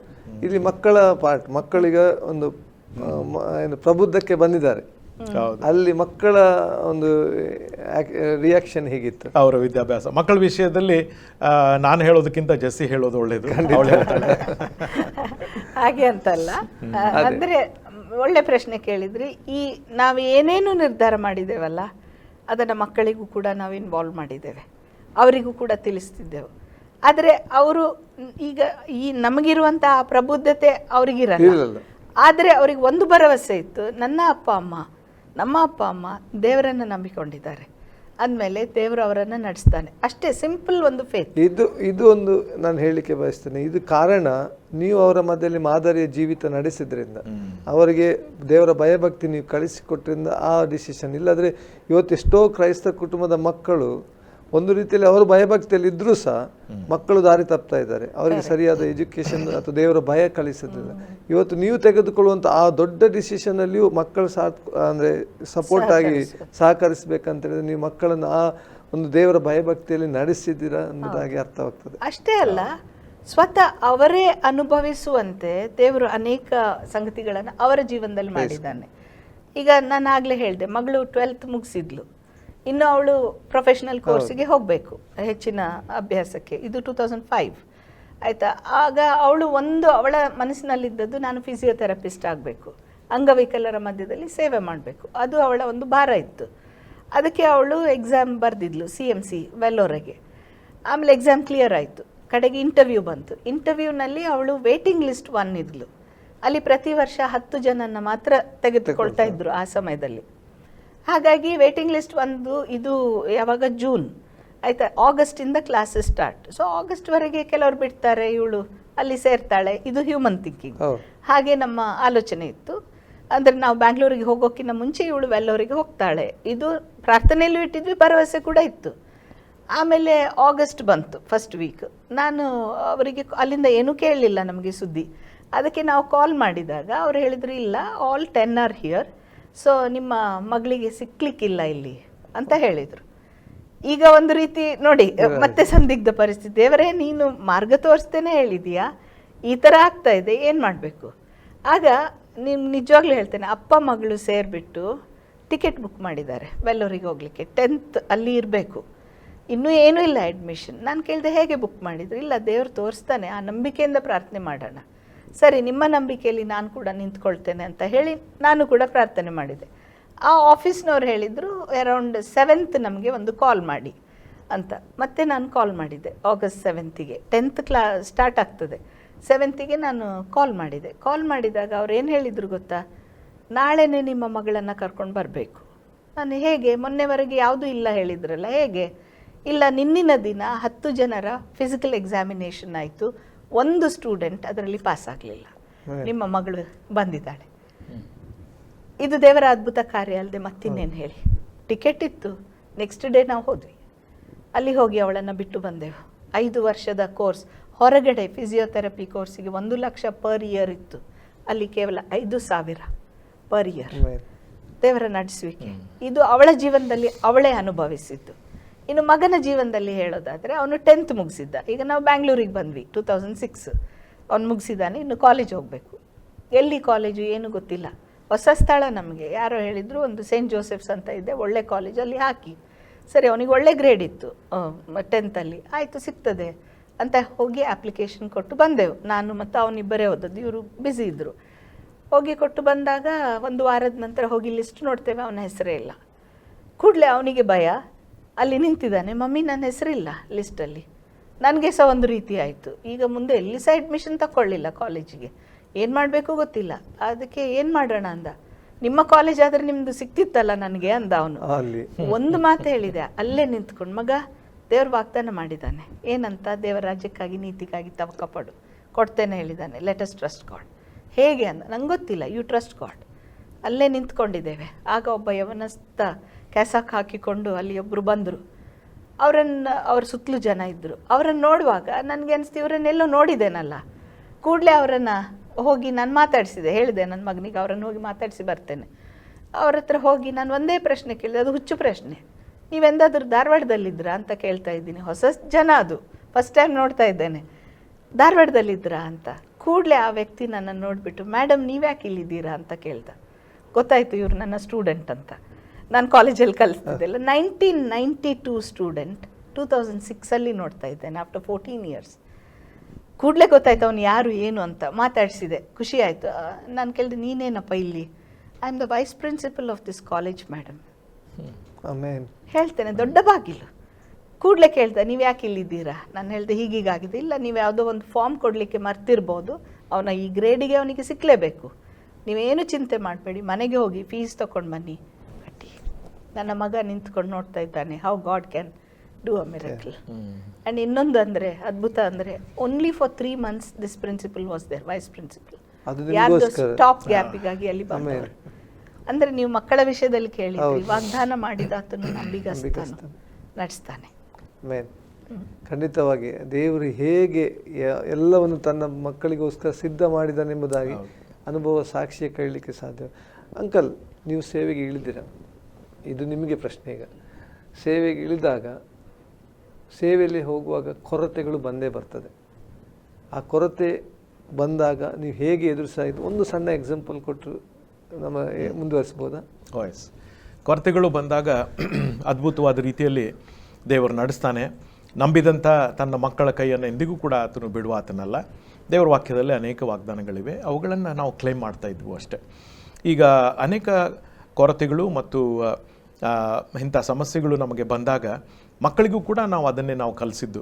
ಏನಂತಂದರೆ, ಮಮ್ಮಿ ಡ್ಯಾಡಿನ ನೀನು ಕೇಳಿದರೆ ಸಿಗಲಿಕ್ಕಿಲ್ಲಪ್ಪ, ಯಾಕಂದರೆ ಮೊದಲಿದ್ದಷ್ಟು ಬ್ಯಾಂಕಿನಲ್ಲಿದ್ದಾಗ ಎಷ್ಟು ಸಂಬಳ ಇತ್ತು ಅಷ್ಟು ಸಂಬಳ ಇಲ್ಲ ಅಂತ ನಾವು ಮುಂಚೆನೇ ಅವರಿಗೆ ಓರಿಯೆಂಟ್ ನಾವು ಮಾಡಿದ್ದೆವು. ಸೊ ಹೀಗಾಗಿ ಅವರು ಕೂಡ ತಮ್ಮ ಬೇಡಿಕೆಗಳನ್ನು ಅವರು ಇಳಿಸ್ತಾ, ನಮಗೆ ದೇವರು ಎಷ್ಟು ಒದಗಿಸಿದ್ದಾನೆ ಅಷ್ಟರಲ್ಲಿ ನಾವು ಜೀವಿಸಬೇಕನ್ನುವಂಥ ಒಂದು ಶಿಸ್ತನ್ನು ಅವರು ಕೂಡ ಕಲ್ತಿದ್ರು. ಹೀಗಾಗಿ ಮಕ್ಕಳಿಂದ ನಮಗೆ ದೊಡ್ಡದಾದ ಡಿಮ್ಯಾಂಡ್ಸ್ಗಳಾಗಲಿ ಅಥವಾ ಇದು ಬೇಕೇ ಬೇಕು ನನಗೆ, ನನ್ನ ಫ್ರೆಂಡ್ಸ್ ತೊಗೊಂಡಿದ್ದಾರೆ ಅದಕ್ಕೆ ನನಗೆ ಇದು ಬೇಕು ಅನ್ನುವಂಥ ಆ ಒಂದು ಡಿಮಾಂಡ್ಸ್ಗಳನ್ನು ಅವ್ರು ಎಂದಿಗೂ ದೇವ್ರ ಕೃಪೆಯಿಂದ ಅವ್ರು ಮಾಡಲಿಲ್ಲ. ಆದರೆ ಏನೇ ಅವರಿಗೆ ಕೊರತೆ ಅಥವಾ ಅಗತ್ಯತೆ ಇದ್ದಾಗ ಅವರು ಹೀಗಿದೆ ಅಂತ ನಮ್ಮ ಜೊತೆಗೆ ಯಾವಾಗಲೂ ಡಿಸ್ಕಸ್ ಮಾಡ್ತಾಯಿದ್ರು. ಮತ್ತು ಅವರಿಗೆ ಗೊತ್ತಿತ್ತು ನಾವು ತಕ್ಷಣ ನಮಗದನ್ನ ಕೊಡಲಿಕ್ಕೆ ನಮಗೆ ಸಾಧ್ಯ ಆಗೋದಿಲ್ಲ, ಅದಕ್ಕಾಗಿ ಒಟ್ಟಾಗಿ ನಾವು ಪ್ರಾರ್ಥನೆ ಮಾಡಬೇಕು ಮತ್ತು ಎಲ್ಲಿಂದಾದರೂ ದೇವರು ಅದ್ಭುತವಾಗಿ ಒದಗಿಸ್ತಾನೆ ಅನ್ನುವಂಥ ಒಂದು ನಂಬಿಕೆ ಅವರಿಗಿತ್ತು. ಒಂದು ಘಟನೆ ನನಗೆ ನೆನಪಾಗ್ತದೆ. ನಮ್ಮ ಮಗನ ವಿದ್ಯಾಭ್ಯಾಸ ಎಲ್ಲ ಮುಗಿದ ಮೇಲೆ ಅವನು ಹೆಚ್ಚಿನ ವ್ಯಾಸಂಗಕ್ಕಾಗಿ ಹೊರ ದೇಶಕ್ಕೆ ಯಾವುದಾದ್ರೂ ದೇಶಕ್ಕೆ ನಾನು ಒಳ್ಳೆಯ ವ್ಯಾಸಂಗ ಮಾಡಲಿಕ್ಕೆ ನಾನು ಹೋಗಬೇಕು, ಅದಕ್ಕೆ ನಾನು ಟ್ರೈ ಮಾಡ್ತೇನೆ ಅಂತ ಹೇಳಿ ಹೆಚ್ಚಿನ ಒಂದು ಫೀಸ್ ಇಲ್ಲದಂಥ ಒಂದು ದೇಶವನ್ನು ಆತನು ಚೂಸ್ ಮಾಡಿ ಅಲ್ಲಿಗೆ ನಾನು ಹೋಗ್ತೇನೆ ಎಂಬುದಾಗಿ ಹೇಳುವಾಗ ನಮ್ಮ ಕಡೆಯಿಂದ ಅವನಿಗೆ ಎಷ್ಟನ್ನು ನಾವು ಕೊಡ್ಬೋದು, ಉಳಿದುದನ್ನು ನೀನು ರೇಸ್ ಮಾಡಬೇಕಪ್ಪ ಅಂತ ಹೇಳಿದ್ರಿಂದ ಅವನು 3 ವರ್ಷ ಅವನು ಉದ್ಯೋಗ ಮಾಡಿ ಹಣವನ್ನು ಉಳಿತಾಯ ಮಾಡಿ ಸ್ವಲ್ಪ ಹಣವನ್ನು ಶೇಖರಿಸಿ ಯಾವ ಸಾಲ ಕೂಡ ತೆಗೆದುಕೊಳ್ಳದೆ ಹಾಗೆ ಹೋಗ್ತೇನೆ ಅನ್ನುವಂಥ ಒಂದು ನಿರ್ಧಾರ ಕೂಡ ಆತನು ಮಾಡಿದ್ದರಿಂದ ದೇವರು ಅವನ ನಿರ್ಧಾರವನ್ನು ಕೂಡ ಪ್ರಾಶಸ್ತ್ಯಕ್ಕೆ ತೆಗೆದುಕೊಂಡು ದೇವರು ಎಂಥ ಒಂದು ದೇಶಕ್ಕೆ ಆತನನ್ನು ನಡೆಸಿದ ಅಂತಂದರೆ ಆ ದೇಶದ ಒಂದು ಯೂನಿವರ್ಸಿಟಿಯಲ್ಲಿ ಇವನ ಒಂದು ಮೆರಿಟ್ಟಿಗೆ ಅಲ್ಲಿ ಸ್ಕಾಲರ್ಶಿಪ್ ಸಿಗ್ತದೆ. ಸೊ ಸ್ಟಡೀಸಿಗೆ ಅಂತ ಹೇಳಿ ಅವನು ಬ್ಯಾಂಕ್ ಲೋನ್ ತೆಗೆದುಕೊಳ್ಬೇಕಾಗುವ ಪರಿಸ್ಥಿತಿ ಬರಲಿಲ್ಲ. ಸೊ ಹೀಗಾಗಿ ನಾವು ಪ್ರಾರ್ಥನೆ ಮಾಡ್ತಾ ಇರುವಾಗ ದೇವರು ಮೆಟ್ಟಲಾಗಿ ಬಾಗಿಲುಗಳನ್ನು ತೆರೆದ. ದೇವರ ಕೃಪೆಯಿಂದ ಆತನು ನಮ್ಮ ಮಗ ಆ ದೇಶಕ್ಕೆ ಹೋಗಿ ವ್ಯಾಸಂಗವನ್ನು ಮುಗಿಸಿ ದೇವರ ಕೃಪೆಯಿಂದ ದೇವರ ಅನೇಕ ರೀತಿಯ ಮಾರ್ಗದರ್ಶನಗಳನ್ನು ಆತನು ಅಲ್ಲಿದ್ದಾಗ ಅನುಭವಿಸಿ ದೇವರ ಕೃಪೆಯಿಂದ ಈಗ ಅಲ್ಲಿ ಆತನಿಗೆ ಉದ್ಯೋಗ ಕೂಡ ಸಿಕ್ಕಿದೆ. ಅವನು ಮತ್ತು ಅವನ ಪತ್ನಿ ಸುಂದರವಾಗಿ ಅಲ್ಲಿ ಸೆಟಲ್ ಆಗಿದೆ. ಈಗ ಇಬ್ಬರು ಮಕ್ಕಳಿಗೆ ಹಾಗಾದ್ರೆ ಮದುವೆ ಆಗಿದೆ, ಇಬ್ಬರಿಗೂ ಮದುವೆ ಆಗಿದೆ. ದೇವರು ತನ್ನ ನಂಬಿ ಬಂದವರನ್ನು ಎಂದೂ ಕೈ ಬಿಡುತ್ತಿಲ್ಲ. ನೀವೇ ಅನುಭವ ಸಾಕ್ಷಿ. ಅಂಕಲ್, ಈ ನಡುವೆ ಒಂದು ಕ್ವಶನ್ ಅಂತ ಹೇಳಿದರೆ, ಈಗ ಪ್ರಸ್ತುತ ನೀವು ಯಾವ ರೀತಿಯ ಸೇವೆಯಲ್ಲಿದ್ದೀರಿ, ಅದು ಹೇಗೆ ನೀವು ಆ ಸೇವೆಗೆ ಇಡೀಲಿಕ್ಕೆ ಸಾಧ್ಯವಾಯಿತು, ಅದೊಂದು ಪ್ರಶ್ನೆ ನಾವು ಇಬ್ಬರಿಗೂ ಕೇಳಲಿಕ್ಕೆ ಬಯಸ್ತೀವಿ. ಖಂಡಿತ. ಈಗ ಆ ವಿಷಯದಲ್ಲಿ ಅಂಬಾಸಿಡರ್ಸ್ ಫಾರ್ ಕ್ರೈಸ್ಟ್ನಲ್ಲಿ ನಾವು ಸೇವೆ ಮಾಡ್ತಾ ಸುಮಾರು 15 ವರ್ಷ ಆಯಿತು. ಆದಾಗ ದೇವರು ನಮ್ಮ ಮನಸ್ಸಿನಲ್ಲಿ ನಮ್ಮ ದೃಷ್ಟಿಯನ್ನು ಸ್ವಲ್ಪ ಆತನು ವಿಶಾಲವಾಗಿ ಆತನು ಮಾಡಿ ನಮ್ಮ ಸುತ್ತಲೂ ಇರುವಂಥ ಕುಟುಂಬಗಳು ಯಾವ ರೀತಿಯಲ್ಲಿ ಮುರಿದುಕೊಂಡು ಬೀಳ್ತಾ ಇವೆ ಅನ್ನುವಂಥ ಒಂದು ಭಾರವನ್ನು ನಮ್ಮ ಹೃದಯದಲ್ಲಿ ಆತನು ಹಾಕ್ತಾ ಇದ್ದ. ಹೀಗಾಗಿ ದೇವರು ನಮ್ಮನ್ನು ಯಾವುದೋ ಒಂದು ಬೇರೆ ದಿಕ್ಕಿನಲ್ಲಿ ನಡೆಸ್ತಾ ಇದ್ದಾನೋ ಅನ್ನೋದನ್ನು ನಾವು ತಿಳ್ಕೊಳ್ಬೇಕು ಎಂಬುದಾಗಿ ಹೇಳಿ ನಾವು ಒಂದು ಸಬ್ಯಾಟಿಕಲನ್ನು ನಾವು ತೆಗೆದುಕೊಂಡು ನಮ್ಮ ಸೇವೆಯಿಂದ ನಮಗೆ ಸ್ವಲ್ಪ ಬಿಡುವನ್ನು ನೀವು ಕೊಡಿ, ನಾವು ಹೋಗಿ ಪ್ರಾರ್ಥನೆ ಮಾಡಿ ದೇವರ ಹತ್ರ ನಾವು ಕಾದುಕೊಂಡಿರ್ತೇವೆ ಅಂತ ಹೇಳುವಾಗ ದೇವರು ಆ ಸಮಯದಲ್ಲಿ ನಮ್ಮನ್ನು ಅದ್ಭುತವಾದ ರೀತಿಯಲ್ಲಿ ನಮ್ಮನ್ನು ನಡೆಸಿ ತನ್ನ ವಾಕ್ಯದ ಮೂಲಕವಾಗಿ ಮತ್ತು ದೇವರ ಸೇವಕರುಗಳ ಮೂಲಕವಾಗಿ ನಮಗೆ ನಮ್ಮ ಮುಂದಿನ ಒಂದು ಸೇವೆಯ ದಿಕ್ಕು ಎಲ್ಲಿ ಅನ್ನೋದನ್ನು ಬಹಳ ಸ್ಪಷ್ಟವಾಗಿ ಆತನು ತೋರಿಸಿದ.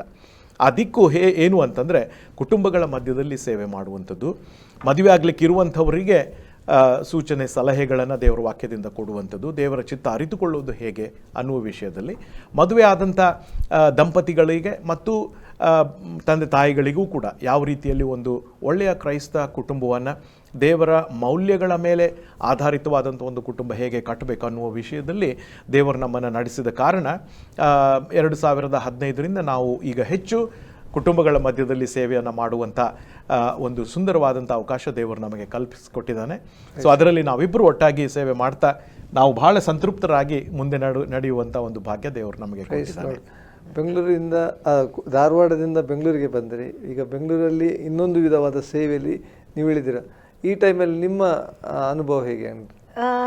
ಅದೇ ಹೇಳಿದ್ರಲ್ಲ, ಇವರು 2011ವರೆಗೆ ಅಂಬಾಸಿಡರ್ಸ್ ಫಾರ್ ಕ್ರೈಸ್ಟಲ್ಲಿ ಸುಂದರವಾದ ಸೇವೆ ನಡೆದಿತ್ತು. ಆದರೆ ನಮ್ಮ ಮನಸ್ಸಿನಲ್ಲಿ ತುಂಬ ಹೋರಾಟ, ಯಾಕೆಂದರೆ ಅನೇಕ ಕುಟುಂಬಗಳು ಮುರಿದು ಹೋಗ್ತಾ ಇತ್ತು, ಅನೇಕ ದಂಪತಿಗಳು ಕಷ್ಟಪಡೋದು, ಅವರಿಗೆ ಕೌನ್ಸಿಲ್ ಮಾಡೋದು, ಇವೆಲ್ಲ ನೋಡುವಾಗ ದೇವರೇ ನಮಗೆ ಯಾಕೆ ಈ ಒಂದು ಅನ್ರೆಸ್ಟ್ ಕೊಡ್ತಾ ಇದ್ದಿ, ನೀನು ಯಾವ ದಿಕ್ಕನ್ನು ನಮಗೆ ತೋರಿಸ್ತಾ ಇದ್ದೀಯಾ? ಅವ್ರು ಹೇಳಿದ ಹಾಗೆ ನಾವು 6 ತಿಂಗಳು ಪ್ರಾರ್ಥನೆಯಲ್ಲಿ 2015ರಲ್ಲಿ ಟೈಮನ್ನು ತಗೊಂಡು ಸಬ್ಯಾಟಿಕಲ್ ತಗೊಂಡು ಪ್ರಾರ್ಥನೆಯಲ್ಲಿ ಕಳೆದೆವು ಅನ್ನುವಾಗ ಕೆಲವೊಂದು ಶಿಸ್ತನ್ನು ಪಾಲಿಸಿದ್ದೇವೆ. ಅದನ್ನು ನಾನು ಹೇಳಲಿಕ್ಕೆ ಇಷ್ಟಪಡ್ತೇನೆ. ಸುಮ್ಮನೆ ನಾವು ಜಂಪ್ ಮಾಡಿ ಹೋಗಲಿಲ್ಲ, ಅಲ್ಲಿ ಶಿಸ್ತನ್ನು ಪಾಲಿಸಿ ದೇವರ ಸ್ವರವನ್ನು ನಾವು ಹೇಗೆ ತಿಳ್ಕೊಂಡೆವು ಅಂತ ಕೂಡ ಹೇಳಲಿಕ್ಕೆ ಇಷ್ಟಪಡ್ತೀನಿ ನಾನು ಬೇಗನೆ. ಒಂದು, ನಾವು ಬಿಕೇಮ್ ಎಂಟಿ, ಬರಿದು ಮಾಡಿಕೊಂಡು, ಇದು ನಮ್ಮ ಮನಸ್ಸಲ್ಲಿದೆ ಫ್ಯಾಮಿಲಿ ಮಿನಿಸ್ಟ್ರಿ, ಅದಕ್ಕೆ ನಾವು ನೀನು ಅದನ್ನೇ ಬರಿಬೇಕು ದೇವರೇ ಅನ್ನುವಂಥ ಅಲ್ಲ. ನಾವು ನಮ್ಮನ್ನು ಎಂಟಿ ಮಾಡಿಕೊಂಡು ದೇವ್ರು ನೀನು ಯಾವ ದಿಕ್ಕನ್ನು ತೋರಿಸ್ತೀಯೋ ಆ ದಿಕ್ಕಲ್ಲಿ ಹೋಗಲಿಕ್ಕೆ ನಾವು ಅದಕ್ಕೆ ನಾವು ನಮ್ಮನ್ನು ಬರಿದು ಮಾಡಿಕೊಂಡೆವು. ಎರಡನೇದು ಒಬ್ಬ ಮೆಂಟರ್ ಕೂಡ, ನಮಗೆ ಹಿರಿಯ ಒಬ್ಬ ದೇವರ ಸೇವಕರು. ಅಂದರೆ ನಾವು ಏನನ್ನು ಕಲಿತೀವೋ ಅವರ ಜೊತೆ ಹಂಚಿಕೊಳ್ಳುವಂಥದ್ದು, ಅವ್ರು ನಮ್ಮ ಜೊತೆ ಮಾತನಾಡುವಂಥದ್ದು, ಪ್ರಾರ್ಥಿಸುವಂಥದ್ದು. ಅದಕ್ಕೋಸ್ಕರ ಅಕೌಂಟೆಬಿಲಿಟಿ ಅಂತ ಹೇಳ್ತಾರಲ್ಲ, ಹಾಗೆ ಒಬ್ಬ ಮೆಂಟರನ್ನು ಕೂಡ ನಾವು ಇಟ್ಟುಕೊಂಡೆವು. ಆಮೇಲೆ ಮೂರನೇದಾಗಿ ನಮ್ಮ ಇಬ್ಬರ ಒಂದು ಜೀವನವನ್ನು ಬಾಲ್ಯದಿಂದ ಇಲ್ಲಿಯವರೆಗೆ ಏನೇನು ದೇವರು ಹೇಗೆ ನಡೆಸಿದ್ದಾನೆ ರಿಫ್ಲೆಕ್ಷನ್, ಅದನ್ನು ನಾವು ಮಾಡಿದೆವು. ಒಂದು ಎಕ್ಸಸೈಸ್ ಆ್ಯಕ್ಚುಲಿ. ಅದರಲ್ಲಿ ನಮ್ಮ ಬಲಹೀನತೆಗಳನ್ನು ಕೂಡ ದೇವರು ತೋರಿಸಿದ್ದಾನೆ. ಆ ಬಲಹೀನ ಸಮಯ ಯಾಕೆ ಫೇಲ್ಯೂರ್ ಆಯಿತು, ಎಲ್ಲಿ ತಪ್ಪಿದೆವು ಅದನ್ನು ತೋರಿಸುವಾಗ ನಾವು ಕ್ಷಮಾಪಣೆಯನ್ನು ದೇವರಿಂದ ಹೊಂದಿಕೊಂಡು ಪುನರುಜ್ಜೀವನ ಅದನ್ನು ನಾವು ರೀಡೆಡಿಕೇಟ್ ಮಾಡಲಿಕ್ಕೆ ಸಾಧ್ಯ ಆಯಿತು. ಅದೇ ಸಮಯದಲ್ಲಿ ನಮ್ಮ ಸ್ಟ್ರೆಂತ್ಸ್ ಏನು ಎನ್ನುವಂಥದ್ದನ್ನು ಕೂಡ ದೇವರು ತೋರಿಸ್ಕೊಟ್ಟಿದ್ದಾನೆ. ಅಂದರೆ ನಮ್ಮಲ್ಲಿ ಇರುವಂಥ ಪೊಟೆನ್ಷಿಯಲ್, ಯಾವ ಮಿನಿಸ್ಟ್ರಿಯಲ್ಲಿ ಯಾವ ಒಂದು ಸೇವೆಗೆ ದೇವರು ಕರೀತಾನೋ ಅದಕ್ಕೆ ನಮಗೆ ಆ ರೀತಿಯಾದ ಗಿಫ್ಟ್ ಇದೆಯಾ ಅದನ್ನು ಕೂಡ ಅವಲೋಕಿಸಿಕೊಂಡೆವು. ಆಮೇಲೆ ಇನ್ನೊಂದು ನಾವು ಕೆಲಸ ಮಾಡಿದ್ದು ಯಾವುದೆಂದರೆ, ದೇವರ ವಾಕ್ಯ ನಮಗೆ ಯಾವಾಗಲೂ ತೋರಿಸಿಕೊಡ್ತದೆ. ನೆಹೆಮೀಯನ ಪುಸ್ತಕವನ್ನು ಆಯ್ಕೆ ಮಾಡಿ ಅದನ್ನು ಸೀರಿಯಸ್ ಆಗಿ ಸೀರಿಯಲ್ ಆಗಿ ಓದ್ತಾ ಇದ್ವಿ. ಪ್ರತಿಯೊಂದು ಒಂದನೇ ಅಧ್ಯಾಯದಿಂದ ಕೊನೆ ಅಧ್ಯಾಯದವರೆಗೆ ನಾವು ಅದನ್ನು ಓದ್ತಾ ಹೋದ್ವಿ, ಧ್ಯಾನ ಮಾಡ್ತಾ ಹೋದ್ವಿ. ಆಗ ದೇವರು ತೋರಿಸ್ಕೊಟ್ಟಂಥ ಒಂದು ಅದ್ಭುತವಾದ ಸಂಗತಿ ಅದರಲ್ಲಿ ಯಾವುದಂದರೆ, ನೆಹೆಮೀಯ ಕೇವಲ ಗೋಡೆಗಳನ್ನು ಮಾತ್ರ ಕಟ್ಟಿದ್ದಲ್ಲ. ನಾವು ಆ ಪುಸ್ತಕವನ್ನು ಓದೋದಾದರೆ ಅಲ್ಲಿ ಜನರ ನೈತಿಕ ಮಟ್ಟ ಬಿದ್ದು ಹೋಗಿತ್ತು, ಕುಟುಂಬ ಜೀವನ ಬಿದ್ದು ಹೋಗ್ತಾ ಇತ್ತು. ಅವರನ್ನು ಕೂಡ ಆತ ಕಟ್ತಾ ಬಂದಿದ್ದಾನೆ ಗೋಡೆಯ ಜೊತೆಗೆ. ಇದನ್ನು ನಾವು ಓದುವಾಗ ದೇವರು ನಮಗೆ ಸ್ಪಷ್ಟವಾದ ಒಂದು ಡಿರೆಕ್ಷನನ್ನು ತೋರಿಸ್ತಾ ಇದ್ದ. ಕುಟುಂಬಗಳು ಕೂಡ ಮುರಿದು ಹೋಗ್ತಾ ಇದೆ, I am calling you for that. ಅಷ್ಟೇ ಅಲ್ಲ, ಆ ಸಮಯದಲ್ಲಿ ಇನ್ನೂ ಬೇರೆ ಬೇರೆ ಮಿಷನರೀಸ್ ಜೊತೆ ನಮಗೆ ಮಾತನಾಡುವ ಒಂದು ಅವಕಾಶ ಸಿಕ್ಕಿತು. ಅವರ ಅನುಭವದ ಮೂಲಕ ಹೇಗೆ ಬೈ ಫೇತ್, ಇನ್ನು ಅಂಬಾಸಿಡರ್ಸ್ ಫಾರ್ ಕ್ರೈಸ್ಟ್ ಬಿಟ್ಟ ನಂತರ ಅಲ್ಲಿಯೂ ಕೂಡ ನಾವು ಇನ್ನು ಇಂಡಿಪೆಂಡೆಂಟ್ ಆಗಿ ಮಾಡಲಿಕ್ಕೆ, ಹಾಗೆ ಅದರಿಂದ ಅವರ ಜೊತೆ ನಾವು ಮಾತನಾಡುವಾಗ ಇನ್ನೂ ಹೆಚ್ಚಿನ ಒಂದು ಆತ್ಮವಿಶ್ವಾಸ ನಮ್ಮಲ್ಲಿ ದೇವರು ಹುಟ್ಟಿಸಿದ್ದಾನೆ ಮತ್ತು ಡೈರೆಕ್ಷನನ್ನು ಸ್ಪಷ್ಟವಾಗಿ ತೋರಿಸಿದ್ದಾನೆ. ಕೊನೆಯಲ್ಲಿ ಇದೆಲ್ಲ ಆದ ನಂತರ ನಾವು ಇನ್ನೇನು ಈ ಒಂದು ಡೈರೆಕ್ಷನ್ ಅಂತೂ ಕ್ಲಿಯರ್ ಆಯಿತು ಫ್ಯಾಮಿಲೀಸ್ ಮಧ್ಯದಲ್ಲಿ. ಆಗ ಒಂದು ಪ್ರಶ್ನೆ ಒಂದು ದಿನ ನಾನು ಕೇಳಿದೆ, ದೇವರೇ ಹೇಗೆ ನಮಗೆ ಯಾರು ಅಂದರೆ ಇಂಡಿಪೆಂಡೆಂಟ್ ಆಗಿ ಇನ್ನು ಅದರಲ್ಲಿ ನಾವು ಕಾಲಿಡಬೇಕು, ಹೇಗೆ ಮುಂದೆ ಹೋಗ್ತೇವೆ ನನಗೆ ಗೊತ್ತಿಲ್ಲ, but I am excited to know. ಉತ್ಸುಕತೆಯಿಂದ ಕಾಯ್ತಾ ಇದ್ದೇನೆ ದೇವರೇ, ನೀನು ಹೇಗೆ ತೋರಿಸ್ತೀಯಾ ನಮಗೆ ಇದನ್ನು. ಓಕೆ, ಆ ರೀತಿಯಾಗಿ ಪ್ರಾರ್ಥಿಸುವಾಗ ದೇವರ ಒಂದು ಸ್ಪಷ್ಟವಾದ ಮತ್ತೆ ವಾಕ್ಯದಿಂದಲೇ ದೇವರು ನಮ್ಮ ಮೈಂಡ್ನಲ್ಲಿ ತಂದದ್ದು ನೋಹನ ನಾವೇ. ನಾನು ಕೇಳಿದೆ, ದೇವರೇ ನೋಹನ ನಾವೇ ಯಾಕೆ ಅಂತ ಅಲ್ಲಿ ಓದುವಾಗ ನೋಹನ ನಾವೆಯೊಳಗೆ ದೇವರು ಒಂದು ಗಂಡು ಒಂದು ಹೆಣ್ಣು ಪ್ರಾಣಿಯನ್ನು ಗೊತ್ತಲ್ವೇ ಒಳಗೆ ತಗೊಂಡು ಬರಲಿಕ್ಕೆ ಅನುಕೂಲ ಮಾಡ್ತಾನೆ ಅಲ್ಲಿ, ಅದು ಬರಬೇಕು ಅಂತ. ನೋಹ ಕರ್ಕೊಂಡು ಬರಲಿಲ್ಲ, ದೇವರು ಕರ್ಕೊಂಡು ಬಂದಿದ್ದಾನೆ. ಅದನ್ನು ದೇವರು ನಮ್ಮ ಮೇಲೆ ಇಂಪ್ರೆಸ್ ಮಾಡಿದ. ನಾನು ಕರಿತಾ ಇದ್ದೇನೆ ಸೇವೆಗೆ, ಫ್ಯಾಮಿಲಿ ಮಿನಿಸ್ಟ್ರಿ, ಅದು ಯಾರನ್ನು ಕರ್ಕೊಂಡು ಬರಬೇಕೋ ನಾನು ಕರ್ಕೊಂಡು ಬರ್ತೇನೆ. ಸ್ಪಷ್ಟವಾದ ಚಿತ್ರ ನಿಮಗೆ ಹೇಳ್ತೀವಿ. ಆ ಹೊತ್ತಿನಿಂದ ಇಲ್ಲಿಯವರೆಗೂ ಕೂಡ ನಾವು ಯಾವ ಡೋರನ್ನು ಪುಷ್ ಮಾಡಲಿಲ್ಲ. ದೇವರೇ ಆ ರೀತಿಯಾದ ಮುರಿದು ಹೋದ ಮನಸ್ಸುಗಳನ್ನು, ಮುರಿದು ಹೋದ ಜೀವನಗಳನ್ನು, ಕುಟುಂಬ ಜೀವನಗಳನ್ನು ಕರ್ಕೊಂಡು ಬರ್ತಾನೆ ನಮ್ಮ ಎದುರಿಗೆ. ಅದನ್ನು ಸರಿಪಡಿಸೋದಕ್ಕೂ ಪ್ರಾರ್ಥನೆಯಲ್ಲಿ ನಡೆಸೋದಕ್ಕೂ ಅದರ ಒಂದು ಭಾಗವಾಗಿ ಅರ್ಬನ್ ಇಂಡಿಯಾ ಮಿನಿಸ್ಟ್ರೀಸ್ ಕೂಡ ನಮಗೆ ಓಪನ್ ಆಯಿತು. ಅವರಾಗೆ ನೀವೇನು ಮಾಡ್ತಾ ಇದ್ದೀರಾ, ಫ್ಯಾಮಿಲೀಸ್ಗೆ ಸರ್ವ್ ಮಾಡ್ತಾ ಇದ್ದೀವಿ, why don't you join us ಅಂತ ಹೇಳಿ ಈಗ ಅವರ ಒಂದು ಸಂಸ್ಥೆಯ ಮೂಲಕ ನಾವು ಕುಟುಂಬಗಳ ಮಧ್ಯದಲ್ಲಿ ಸೇವೆ ಮಾಡ್ತಾ ಇದ್ದೀವಿ. ಅಂಕಲ್, ಕೊನೆಯದಾಗಿ ಸಮಯ ಮುಗೀತಲ್ಲಿ ನೀವಿಬ್ಬರು ಸಂಕ್ಷಿಪ್ತವಾಗಿ ನಮ್ಮ ವೀಕ್ಷಕರಿಗೆ ನಿಮ್ಮ ಅನುಭವದ ಸಾಕ್ಷಿಯೊಂದಿಗೆ ಸಣ್ಣದಾಗಿ ಒಂದು ಉತ್ತೇಜನವಾಗಿ ಹೇಳ್ಬೋದಾ, ಏನನ್ನು ಹೇಳಲಿಕ್ಕೆ ಬಯಸ್ತೀರಾ? ಅದೇ ನಮ್ಮ ಜೀವಿತದಲ್ಲಿ ವೀಕ್ಷಕರೇ, ಇಲ್ಲಿಯವರೆಗೆ ನೀವು ಕೇಳಿದ್ರಿ ಎಷ್ಟು ಅದ್ಭುತವಾದ ರೀತಿಯಲ್ಲಿ ಜೀವ ಸ್ವರೂಪನಾದಂಥ ದೇವರು ಒಬ್ಬ ವ್ಯಕ್ತಿಯನ್ನು, ಕುಟುಂಬವನ್ನು ನಡೆಸಲಿಕ್ಕೆ ಶಕ್ತ ಎಂಬುದಾಗಿ. ನಾವು ಹೇಳುವುದಿಷ್ಟೇ, ನನ್ನ ಜೀವಿತದಲ್ಲಿ ನಾನು ಅನುಭವಿಸಿದಂಥ ಆತನ ಹಸ್ತ, ಆತನ ಒಂದು ಸರ್ವೋತ್ತಮತನ, ಅದನ್ನು ನಾವು ಅನುಭವದಿಂದ ನಾವು ರುಚಿ ನೋಡಬಹುದೇ ಹೊರತು ಅದನ್ನು ಇನ್ನೊಬ್ಬರಿಗೆ ಅದನ್ನು ಹಂಚುವಾಗ ಅವರಿಗೆ ಆ ರುಚಿಯನ್ನು ಅವರು ತಮ್ಮ ವೈಯಕ್ತಿಕ ಜೀವಿತದಲ್ಲಿ ಅನುಭವಿಸಬೇಕಾಗ್ತದೆ. ಹೀಗಾಗಿ ನಿಮಗೂ ಕೂಡ ನಾವು ಅದೇ ಸವಾಲನ್ನು ನಾವು ಕೊಡ್ತೇವೆ. ಏನಂತಂದರೆ, ನಮ್ಮ ಜೀವ ಸ್ವರೂಪನಾದಂಥ ದೇವರು ಆತನು ನಂಬಿಕೆಗೆ ಅರ್ಹನಾದಂಥ, ನಂಬಿಕೆ ಇಡಲಿಕ್ಕೆ ಯೋಗ್ಯನಾದಂಥ ಕರ್ತನೂ ಆತನಾಗಿದ್ದಾನೆ. ನನ್ನನ್ನು ಪರೀಕ್ಷಿಸಿ ನೋಡಿರಿ ಎಂಬುದಾಗಿ ಸವಾಲು ಆತನು ಕೊಡ್ತಾ ಇರುವಾಗ ನಮ್ಮ ಜೀವಿತದಲ್ಲಿ ಮಾತ್ರವಲ್ಲ, ನಿಮ್ಮ ಜೀವಿತದಲ್ಲಿ ಕೂಡ ನಾವು ಅನುಭವಿಸಿದ್ದೇ ಶ್ರೇಷ್ಠ ಅಲ್ಲ.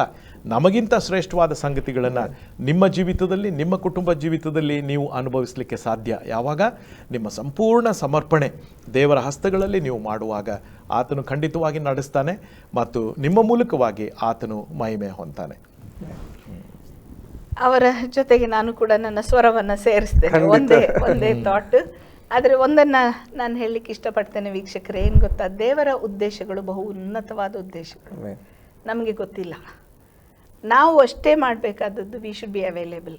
ಈಗೋ ಕರ್ತನೆ, ಸಿದ್ಧನಾಗಿದ್ದೇನೆ, ಸಿದ್ಧಳಾಗಿದ್ದೇನೆ. ಆತನ ಹಸ್ತಕ್ಕೆ ನಾವು ಸಂಪೂರ್ಣವಾಗಿ ಒಪ್ಪಿಸಿಕೊಡುವಾಗ ಮಾತಿಗೆ ತಪ್ಪದ ದೇವರು, ನಮ್ಮ ಜೊತೆ ನಡೆಯುವ ದೇವರು ನಮ್ಮನ್ನು ನಡೆಸ್ತಾನೆ. ಯಾಕಂದರೆ ಇದು ನನ್ನ ನಿನ್ನ ಮಹಿಮೆಗಾಗಿ ಅಲ್ಲ, ಆತನ ಮಹಿಮೆಗಾಗಿ ನಾವು ಒಪ್ಪಿಸಿಕೊಡ್ಬೇಕು ಅಷ್ಟೇ. Praise God. ಖಂಡಿತವಾಗಿ ನಿಮ್ಮ ಅನುಭವ ಸಾಕ್ಷಿಗಳನ್ನು ಕೇಳ್ತಾ ಹೋದರೆ 1 ಗಂಟೆ ಅಲ್ಲ 4 ಗಂಟೆ ಕೇಳಿದರೂ ನಿಮ್ಮದು ಮುಗಿಲಿಕ್ಕಿಲ್ಲ. ಆದರೆ ನಮಗೆ ಸಮಯ ಅವಕಾಶ ಇಲ್ಲಿಗೆ ಮುಗಿತಾ ಬಂತು. ಖಂಡಿತವಾಗಿ ಅಂಕಲ್, ನಿಮ್ಮನ್ನು ದೇವರು ಮಾನಿಸಿದ್ದಾನೆ. ಇವತ್ತು ಒಂದು ಉನ್ನತ ಸ್ಥಾನದಲ್ಲಿ ಅನೇಕ ಕುಟುಂಬಗಳನ್ನು ನೀವು ಕಟ್ಟುವುದಕ್ಕೂ, ಕುಟುಂಬದ ಸಮಸ್ಯೆಗಳನ್ನು ಅವರ ವಿಷಯಗಳಲ್ಲಿ ನೀವು ಪರಿಹಾರ ಕೊಡುವುದಕ್ಕೂ ದೇವರು ಉನ್ನತ ಸ್ಥಾನದಲ್ಲಿ ನಿಲ್ಲಿಸಿದ್ದಾನೆ, ದೇವರು ಮಾನಿಸಿದ್ದಾನೆ. ನಿಮ್ಮ ತೀರ್ಮಾನ, ಆ ಒಂದು ದೃಢ ನಿಶ್ಚಯ, ಮದುವೆ ಟೈಮಲ್ಲಿ ಮಾಡಿರುವಂಥ ತೀರ್ಮಾನವನ್ನು ಮಾನಿಸಿ ಇವತ್ತು ನಿಮ್ಮನ್ನು ಕುಟುಂಬವಾಗಿ ಇಲ್ಲಿವರೆಗೆ ನಡೆಸಿದ್ದಾನೆ. ದೇವರು ನಿಮ್ಮನ್ನು ಇನ್ನೂ ವಿಶೇಷವಾಗಿ ಆಶೀರ್ವಾದ ಮಾಡಿ ಅನೇಕ ಕುಟುಂಬಗಳನ್ನು ಕರ್ತನಲ್ಲಿ ಬಲಪಡಿಸುವುದಕ್ಕಾಗಿ, ಸ್ಥಿರಪಡಿಸುವುದಕ್ಕೆ ನಿಮ್ಮಿಬ್ಬರನ್ನು ಉಪಯೋಗಿಸಲಿ ಎಂಬುದು ನಮ್ಮ ಪ್ರಾರ್ಥನೆಯಾಗಿರ್ತದೆ. ದೇವರು ನಿಮ್ಮನ್ನು ಆಶೀರ್ವಾದ ಮಾಡಲಿ. Thank you uncle. ಪ್ರೀತಿಯ ವೀಕ್ಷಕರೇ, ಇವತ್ತು ಕೇಳಿದಿರ ಅನುಭವ ಸಾಕ್ಷಿಗಳನ್ನು ನಮ್ಮ ಮಧ್ಯದಲ್ಲಿರುವಂಥ ಅಂಕಲ್ ಆಂಟಿ ಅವರದು. ನಿಜವಾಗಿ ಕರ್ತನು ಮಹತ್ತಾದ ರೀತಿಯಲ್ಲಿ ಅವರು ನಡೆಸಿದರು. ನಾವು ಅವರ ಸಾಕ್ಷಿಗಳು ಕೇಳ್ತಾ ಹೋಗೋದಾದ್ರೆ ಇನ್ನು ಅನೇಕ ಅನುಭವ ಸಾಕ್ಷಿಗಳನ್ನು ಅವ್ರ ಮುಂದೆ ತರ್ಬೋದು, ಹೇಳಲಿಕ್ಕೆ ಅವಕಾಶ ಇದೆ, ಅವರ ಬಾಯಲ್ಲಿ ಈಗಲೂ ಇರ್ಬೋದು. ಆದರೆ ಸಮಯ ನಮಗೆ ಅವಕಾಶ ಕೊಡ್ತಾ ಇಲ್ಲ. ದೇವರು ಖಂಡಿತವಾಗಿ ಅವರ ಜೀವಿತದಲ್ಲಿ ಅದ್ಭುತ ಮಾಡಿದ ದೇವರು ನಿಮ್ಮ ಜೀವಿತದಲ್ಲಿ ಅದ್ಭುತವನ್ನು ಮಾಡುವನಾಗಿದ್ದಾನೆ. ದಾಂಪತ್ಯ ಜೀವಿತದಲ್ಲಿ ಯಾರಾದರೂ ನೋಡ್ತಿರೋದಾದ್ರೆ ದಂಪತಿಗಳಾಗಿ ಅವರು ತೆಗೆದುಕೊಂಡ ತೀರ್ಮಾನ, ಒಂದು ವೇಳೆ ಇವತ್ತು ಸಮಯ ಮೀರಿ ಹೋಗಿರ್ಬೋದು, ಇವತ್ತು ತೀರ್ಮಾನ ತೆಗೆದುಕೊಂಡು ನಾವು ಗಂಡ ಹೆಂಡತಿಯಾಗಿ ಒಟ್ಟಾಗಿ ನಾವು ಇರ್ತೇವೆ, ಎಲ್ಲ ತೀರ್ಮಾನದಲ್ಲಿ ಒಟ್ಟಾಗಿ ನಾವು ನಡೀತೇವೆ ಎಂಬುದಾಗಿ ಮತ್ತು ಕರ್ತನಿಗಾಗಿ ಸಾಕ್ಷಿಯಾದ ಜೀವಿತ ನಡೆಸ್ತೇವೆ ಎಂಬುದಾಗಿ ಒಂದು ತೀರ್ಮಾನ ತೆಗೆದುಕೊಳ್ಳಿ. ಕರ್ತನು ಆ ತೀರ್ಮಾನವನ್ನು ಮಾನಿಸಿ ಆಶೀರ್ವದಿಸುವವನಾಗಿದ್ದಾನೆ. ನಾನು ಮೊದಲು ಬಂದಂಥ ಅಂಕಲ್ ಆಂಟಿಗೆ ಕರ್ತನಾದ ಯೇಸು ಕ್ರಿಸ್ತನ ನಾಮದಲ್ಲಿ ಆಸರ್ಟಿವಿ ಪರವಾದ ವಂದನೆಗಳು. ದೇವರು ನಿಮ್ಮನ್ನು ಆಶೀರ್ವಾದ ಮಾಡಲಿ. ಪ್ರೀತಿಯ ವೀಕ್ಷಕರೇ, ಮುಂದೊಂದು ಸಂಚಿಕೆಯಲ್ಲಿ ಇನ್ನೂ ಅನೇಕ ಸಾಕ್ಷಿಗಳೊಂದಿಗೆ ನಿಮ್ಮ ಮುಂದೆ ಬರಲಿಕ್ಕಿದ್ದೇವೆ. ಅಲ್ಲಿವರೆಗೆ ನೋಡ್ತಾ ಇರಿ ನಮ್ಮ ನೆಚ್ಚಿನ ಆಸರೆ ಟಿವಿ. ವಂದನೆಗಳು.